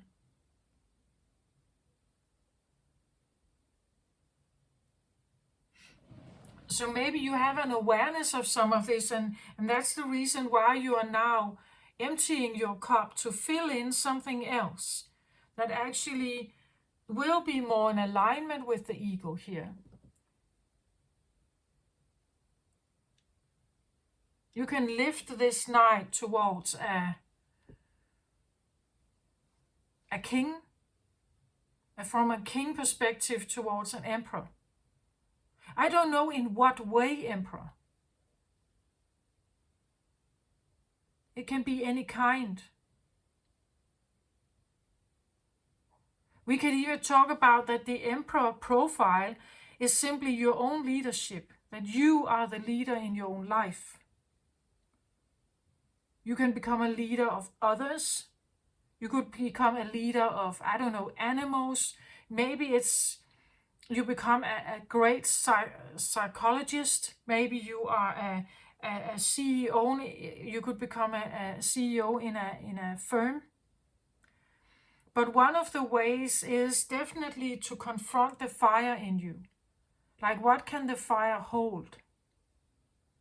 And there's an aggressiveness to fire that people sometimes they are shunned by that. They don't like it. So it's about yielding this fire in a very particular way to actually let it grow. Let it evolve somehow.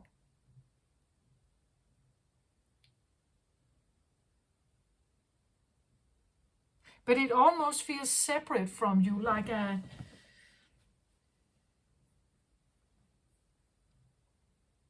this can of course this can talk about a lifestyle you had once.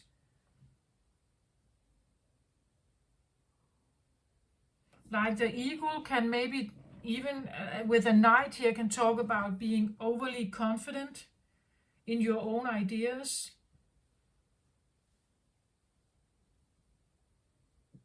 Feeling you know better. As I said, the ego flies highest, sees like from, it has the top perspective down, like top down perspective. So feeling overly confident, grandiose maybe even, I don't know. Every aspect can always be turned to something else. Every leadership skill can be a democratic and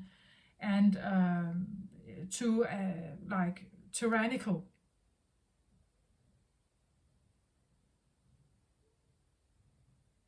Again, I feel like it depends on the fire here and what the fire is serving. Is it serving only you and only like quick gratification plan structures here? Or is it serving something else, serving a boss, serving a queen or a king somewhere? What is it serving? or used for.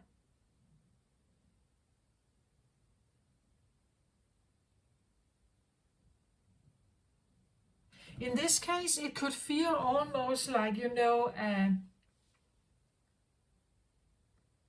behavioral style that you had once, and now you're trying not to have it in the same way here, with this more balanced, calmer approach to something. Like you are negating or disengaging from some kind of behavioral style. You could be a cross-watcher who has been dealing with an Aries, and you are now, like disengaging or individuating from someone or a part of yourself, separating from that version perhaps of it. It could be an attempt to, like a more 2.0 version of myself. Like I wanna change the knight into a king perhaps. And in order for that to happen, I have to balance my fire more. I have to be in control of my fire, not that the fire controls me, I control my fire, and not that the fire controls me. So I have to figure out how to balance this. Like I want to create a 2.0 version of me, a new version. And this could be quite new with the pages here, like a quite new idea, a quite new choice. I don't know if it's a New Year resolution, but like with this new year, I want a more balanced life. With this new year, I am attempting something new. Or you had a blunt and very direct and very, maybe even harsh message or experience here, an epiphany that kind of just changes everything.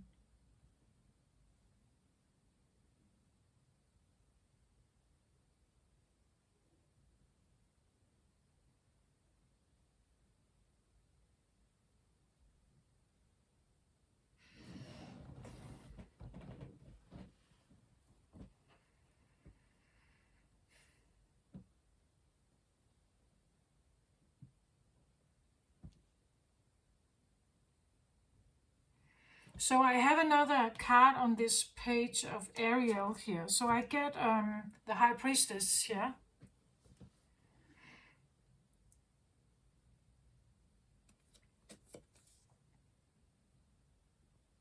It says powerful psychic insights, reflection and meditation that provides valuable information, and be at peace. Yeah, there is something about more balance, maybe more peace, separating from a different lifestyle. I feel like this idea of like a 2.0 version of my fire perhaps here. The High Priestess is, well, first of all, it's purple, so it has to do with psychic abilities, or as I said, the crown, a more watery crown here. A more watery crown it has to do with consciousness. It has to do with emotions, consciousness, psychic abilities, intuition, like being led by more intuitive guidance. Maybe even with the High Priestess, I would say maybe even faith. Could be religion. The High Priestess, though, is probably a little more esoteric, more spiritual. Like the high priestess can be anything from what we call witchcraft to shamanism to just following an inner voice. The high priestess can be a bit secretive. Usually the high priestess, as opposed to the Hierophant, which is her equivalent, the Hierophant is usually more established in our reality life. There is a bigger acceptance of the Hierophant. It's usually more well established, like church, priest. It can be, I would say, for me, like the Hierophant can also be like therapists. I hear Gestalt therapy, if you know that. But psychology, this idea, it's a part of our institution, right? There are clinics you can go to, there are therapists, there are psychiatrists, there are different kind of, well, we have healers here. Certain healers, they have become more accepted, but it's still in this alternative realm. It's not that. Once it was almost shameful to visit a psychologist. It was like a failure to need someone like that in your life. Now it's more common, almost becoming normal to talk to a therapist in some way.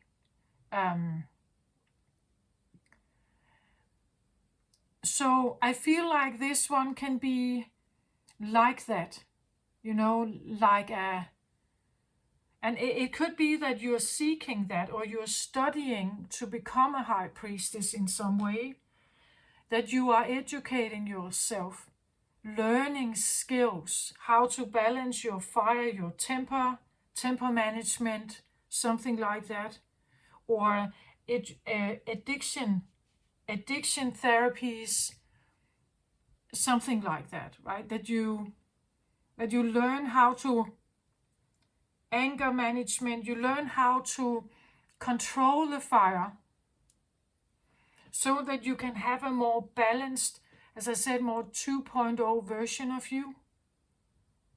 And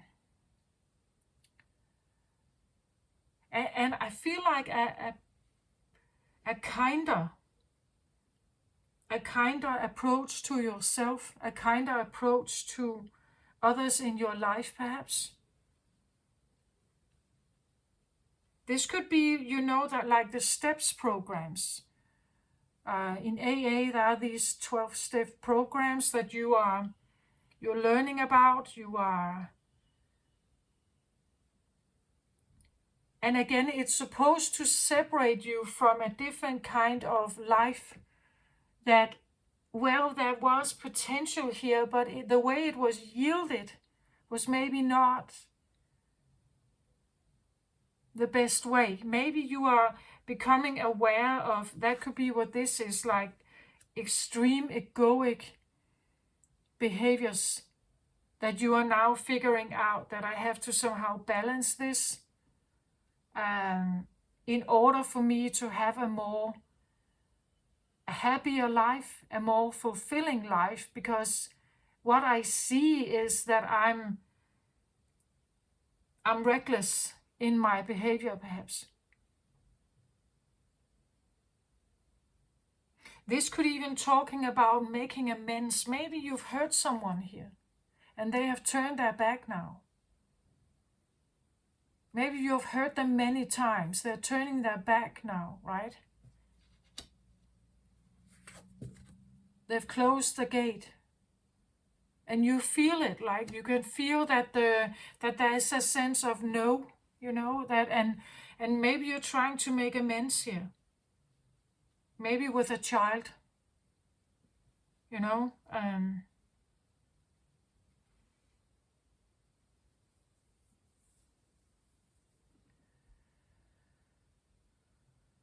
The high priestess, like in old times, this could be quite shadowy, witchcrafts in the forest at night, something hidden.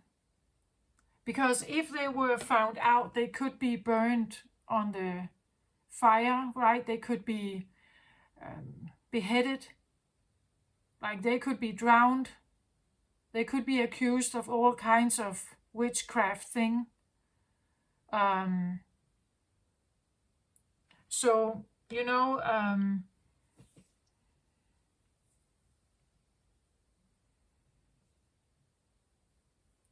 it doesn't have to be anything like that.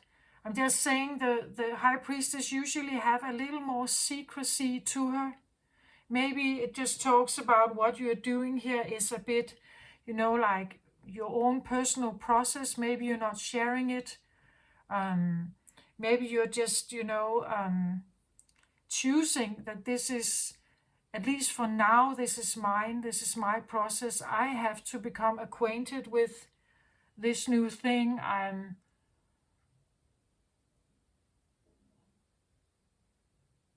choosing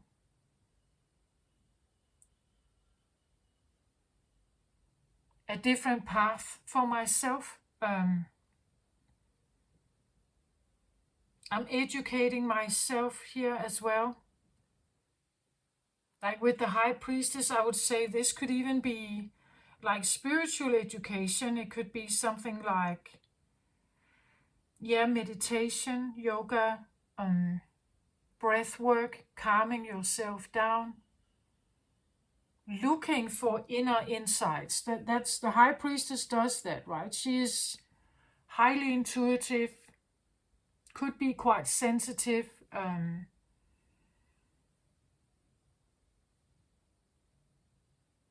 There could be esoteric work. There could be something about like, well, I have angel cards and tarot cards and oracle cards here, right? That could be something like that, you know, like you allow something else to help you maybe here, or guide you in some way, help you to balance something.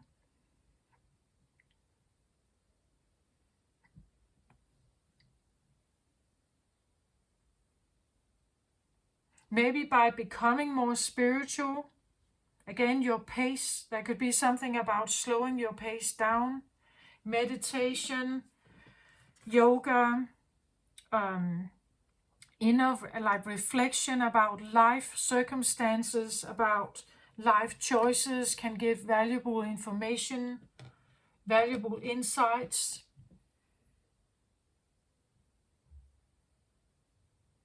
Valuable things to be compassionate about.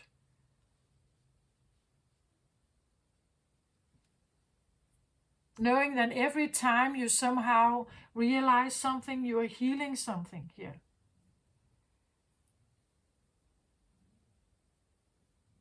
There could be something about the way you speak, your pace in general, the way you speak.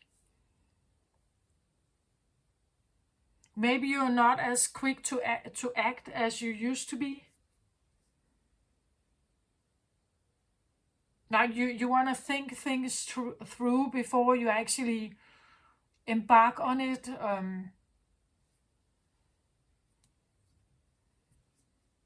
Maybe you want to make a plan before you actually just start something. There could be a bit more of caution perhaps here. Also due to this, right, that a bit more caution.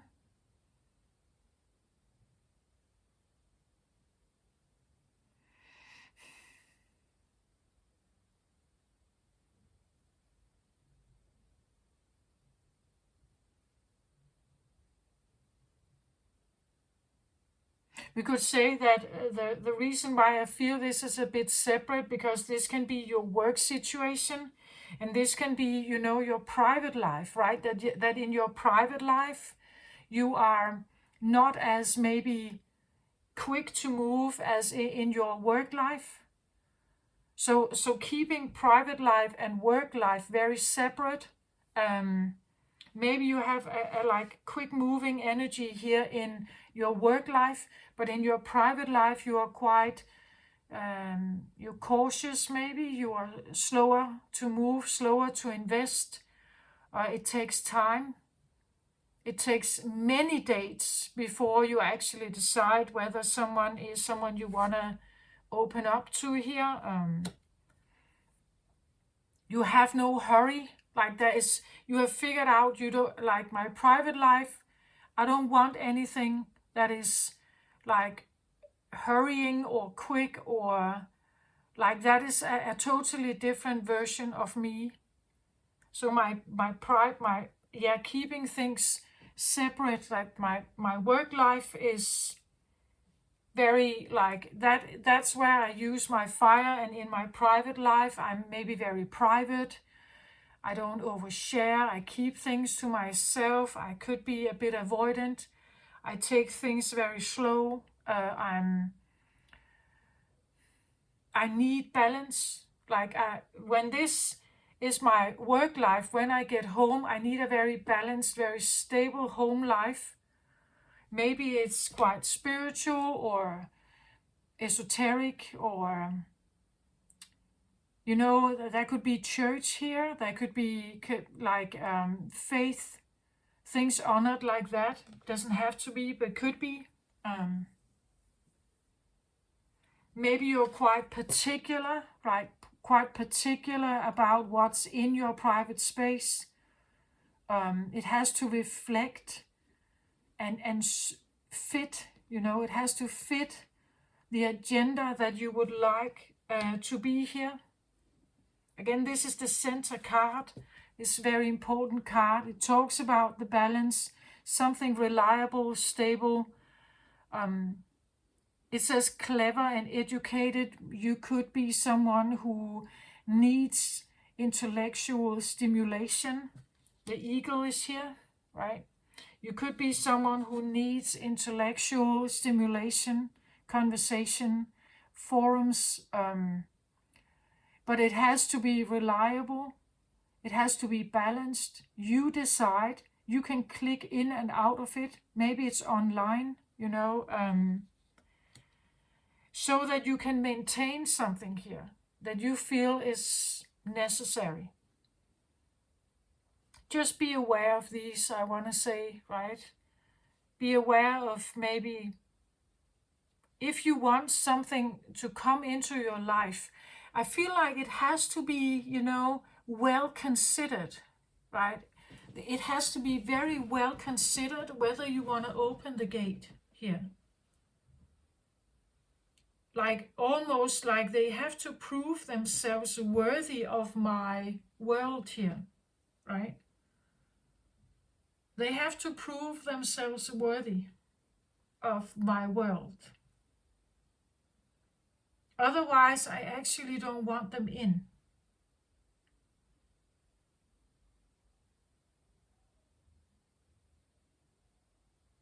So again, it can be that you are a cross watcher and you've been dealing with an Aries, right? And you actually want to individuate yourself from them because your kingdom here needs certain things.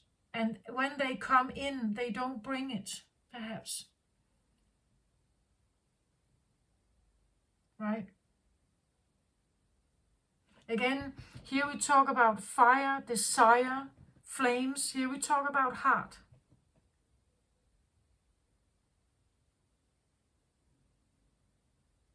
And for me, they are two very different things. And you learn different things from them. Like dealing with an opposite, you learn something about yourself and your own boundaries, what you like and dislike. And you learn something about them. When you're dealing with friend zone, like comfort zone, you learn something about you in the way that, because your friends, like they have chosen you from a heart perspective. They share certain heart values. They may be different than you, they may dress differently or something, but they have certain heart values that are more like you. maybe they are wounded too, you know. Maybe they are also a bit standoffish, or, you know, they understand that you have guards up here.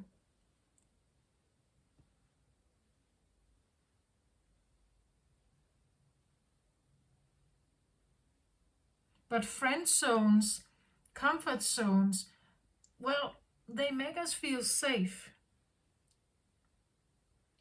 They make us feel accepted and valued exactly for what we are, who you are.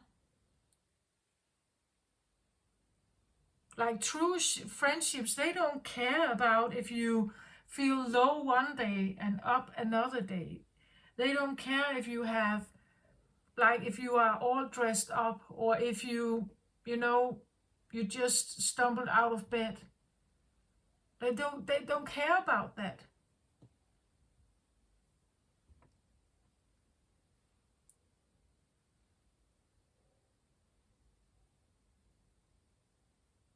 It's a different relationship.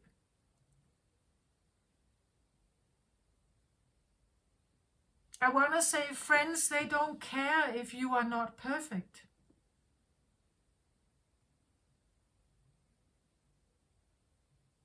Some relationships that are based on fire, they do care about that, because it all depends on attraction. Like, if you are attracted to someone, it can be of how they look. It can be about the money they have, the status they have, the image they have, what they portray. And if that image somehow changes, the entire scenario changes.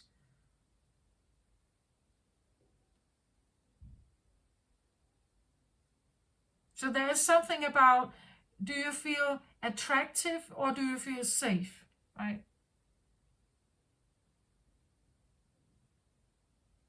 And being attractive, well, of course it's, and desired and something like that, that can be quite seductive and quite addictive. It's just, it's difficult to maintain it all day long, every day.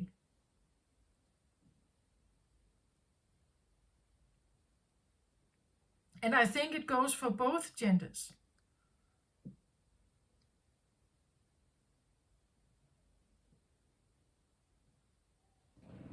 Of course, I know that there's a blend of relationships. Not all are so, you know, like,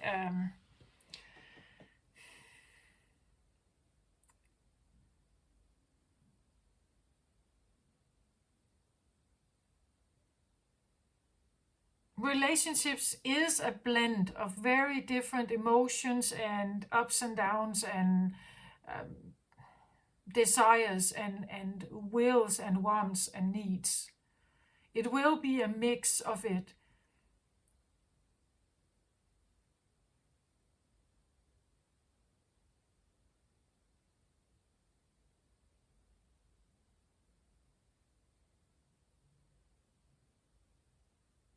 But I think it's important to figure out what your core holds, and whether you will be a match with someone who has a different core. Because the core reflects what you want and what you need in order for you to be happy and, you know, satisfied and thriving in life. And if you are with someone who has a different core than you, they will have different priorities. And this can sometimes lead to misunderstandings and quarrels. So it's important to just know what you stand in front of. If people just know their core, but I think many people don't, like they are like this, they act like this, most of them don't know.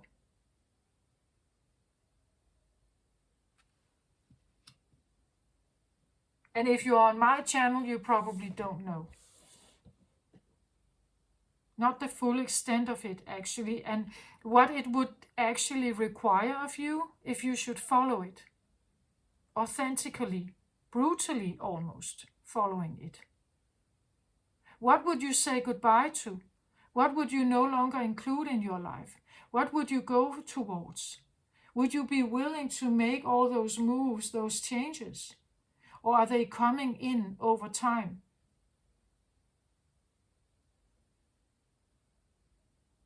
When you are preparing yourself, when you get things in order,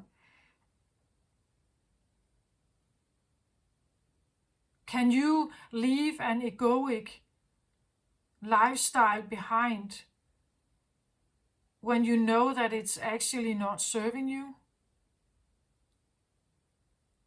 Are you willing to do that? Because you will lose something when you do that. You will lose something here. There could be things found in this, even though it's a lie.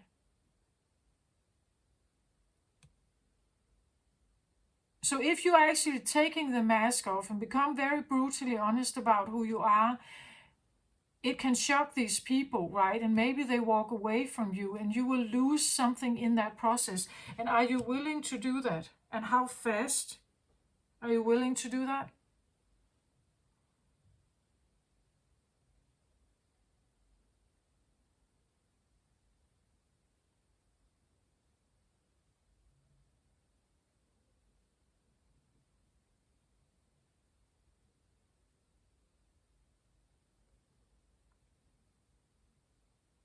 Yeah,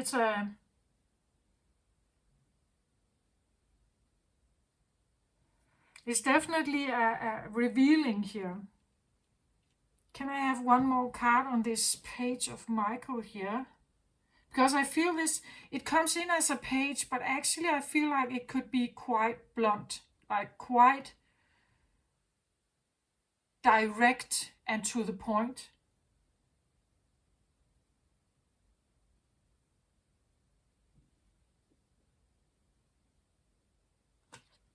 So interesting with these page energies. Now I get a page of fire here.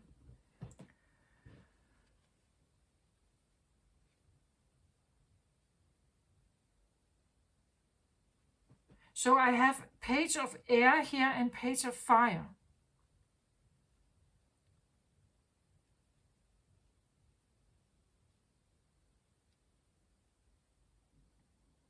So a very blunt, brutal or direct incoming message that leads to this.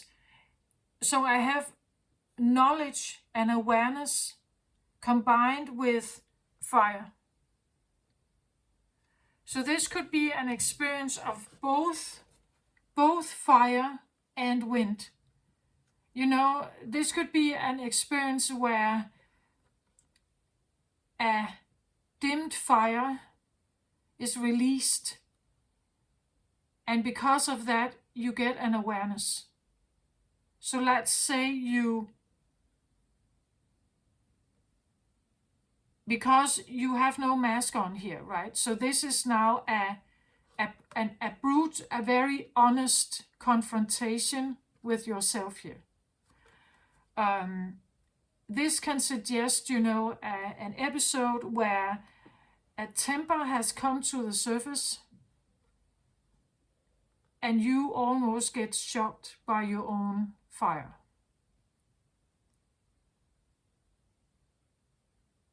You know that there's some kind of fire that comes into your conscious awareness that you now know about, and it changes everything. So page. Again, page is new, right? It's like a new or a young or even an immature, I want to say, fire here. It comes into your awareness, again, an immature handling of it, perhaps.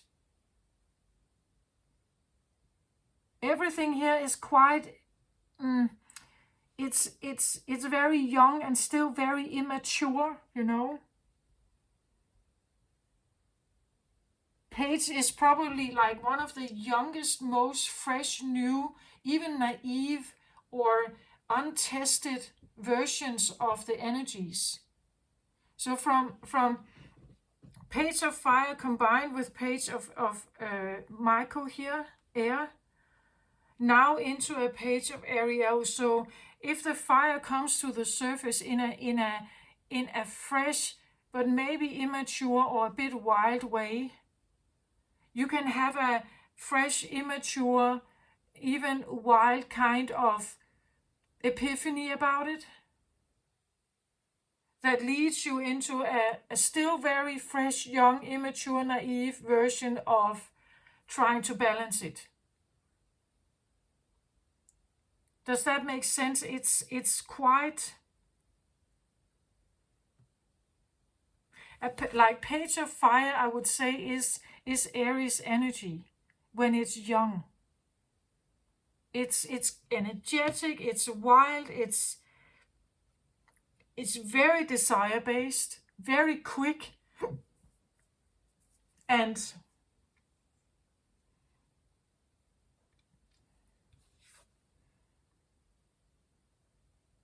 I want to say also very colorful, very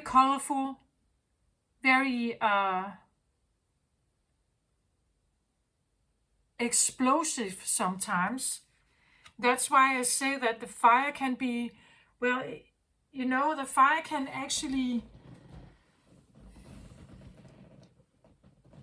the fire can shock us sometimes. If we become very angry, we can become shocked by it, or other people can become shocked by it.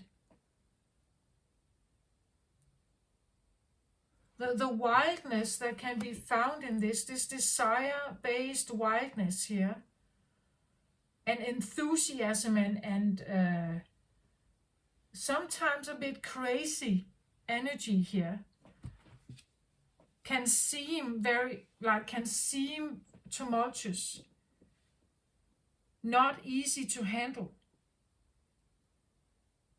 Like the temperament of a page of fire here can be very dramatic, theatrical. And both ways, like when it is high up and motivated and happy and enthusiastic, it is so inspiring to other people to be around. But if it's frustrated and bitter and hateful and resentful and angry here, it's just the same. It affects other people. Like fire usually affects others around it. That's why, like, containing fire is it takes practice to control it, and also I feel like directed somewhere else, or directed in a specific direction. People who have uncontrolled fire, they usually have an experience that if they get frustrated, they may not be able to express it in the moment due to maybe other power dynamics. Then they get home and they lash out to their wife or their children. Because fire has to move. You can't keep it inside for long. You have to, at some point, get it out. And then sometimes it's thrown in the face of others.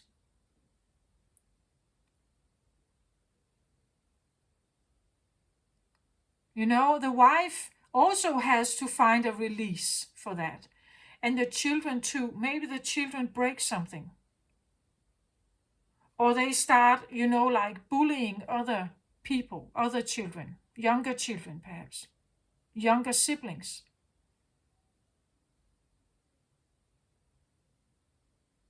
That's usually it's like a chain reaction, like fire.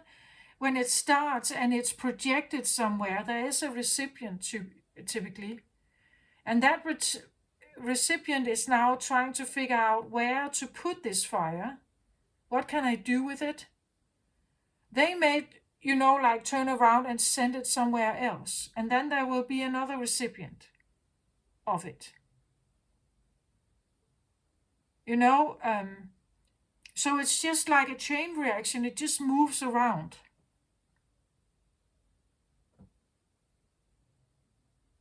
But you can use this fire for enormous building. Like you can use it if you direct it in a certain way. As I said, if you are angry and you start boxing at something, there is so much energy there, and it could be used for something entirely different if you can channel it somewhere else. It's said also that sexual energy out of control is usually just used for, you know,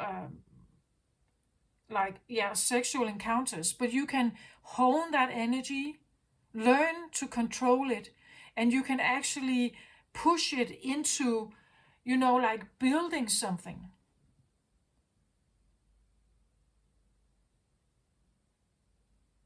But usually frustration, like the primal fire responses are like instant desire for something, frustration, even anger. And the first thing that happens with that fire is sexual. It comes from the root to the sacral. So that's like the first response is, how can I get a release from this? And it could be sexual.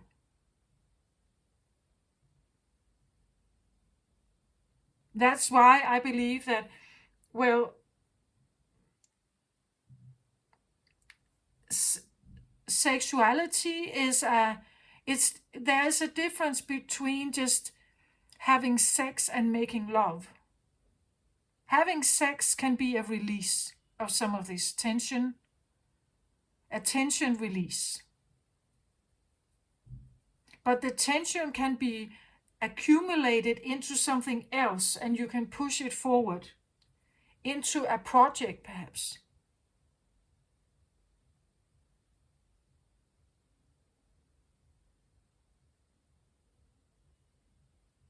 I'm pretty sure it takes practice.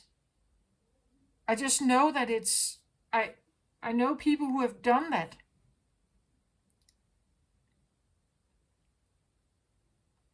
I'm not saying it's necessarily easy. I'm not saying that it comes overnight.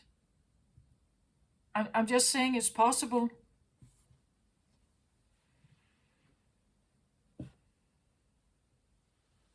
There are videos online where they talk about this, like honing sexual energy for other purposes.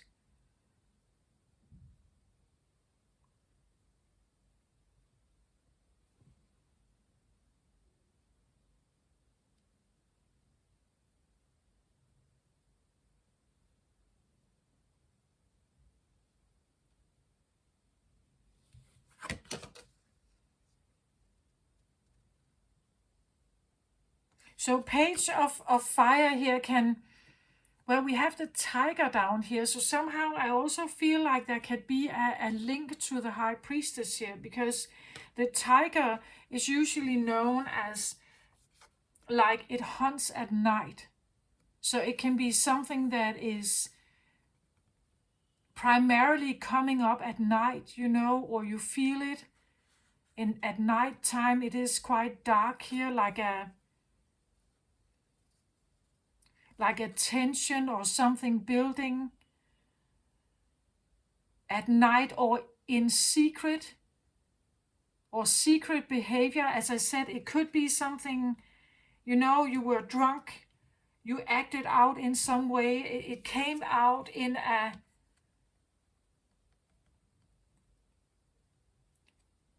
it came out at night, perhaps, right? And it was primitive, perhaps, or page like it's a bit uncontrolled, and it may have led to a discovery, right? Like you've discovered something here. And this process has led to some kind of discovery. And from that standpoint, you are now seeking. It's still everything is quite new here, right? So it's like I have to figure out to balance something here.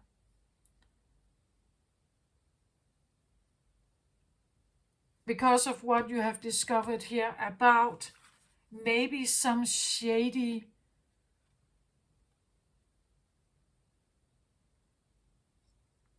childish, I want to say, fire. I said earlier on, I said something like,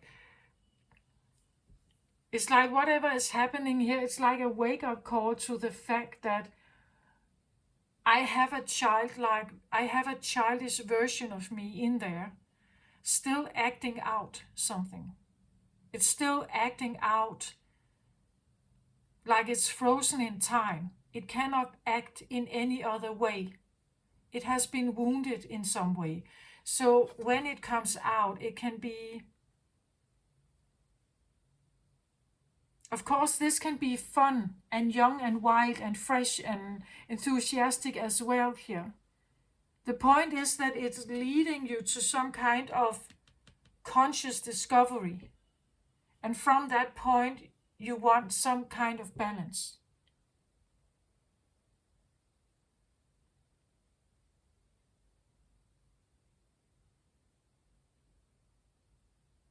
That's what I feel like.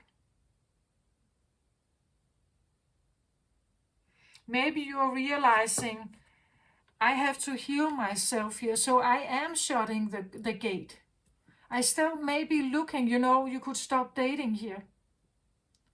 You're still looking out there and you know that it's pulling on you perhaps. But I'm closing the gate here. We could talk about addiction, like, I know that it's out there.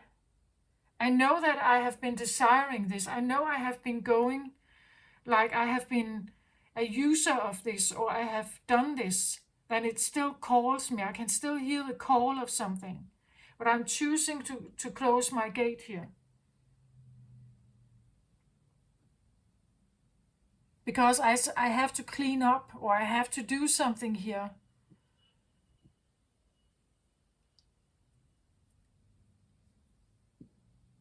Before I may be ready to actually open again, or engage or something.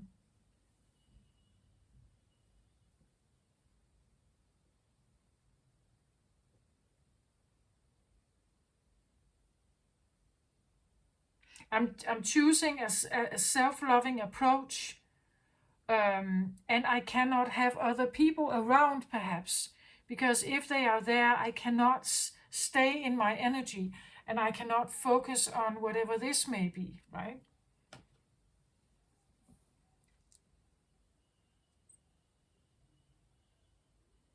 So yeah, she's still looking over her shoulder, like the old patterns or other ways of, the engaging. It's may still be calling in you like an addiction, right? But for some reason, it feels like it's a choice, like choosing to be alone, choosing to be single, choosing to separate from something because it was false, right? In some way.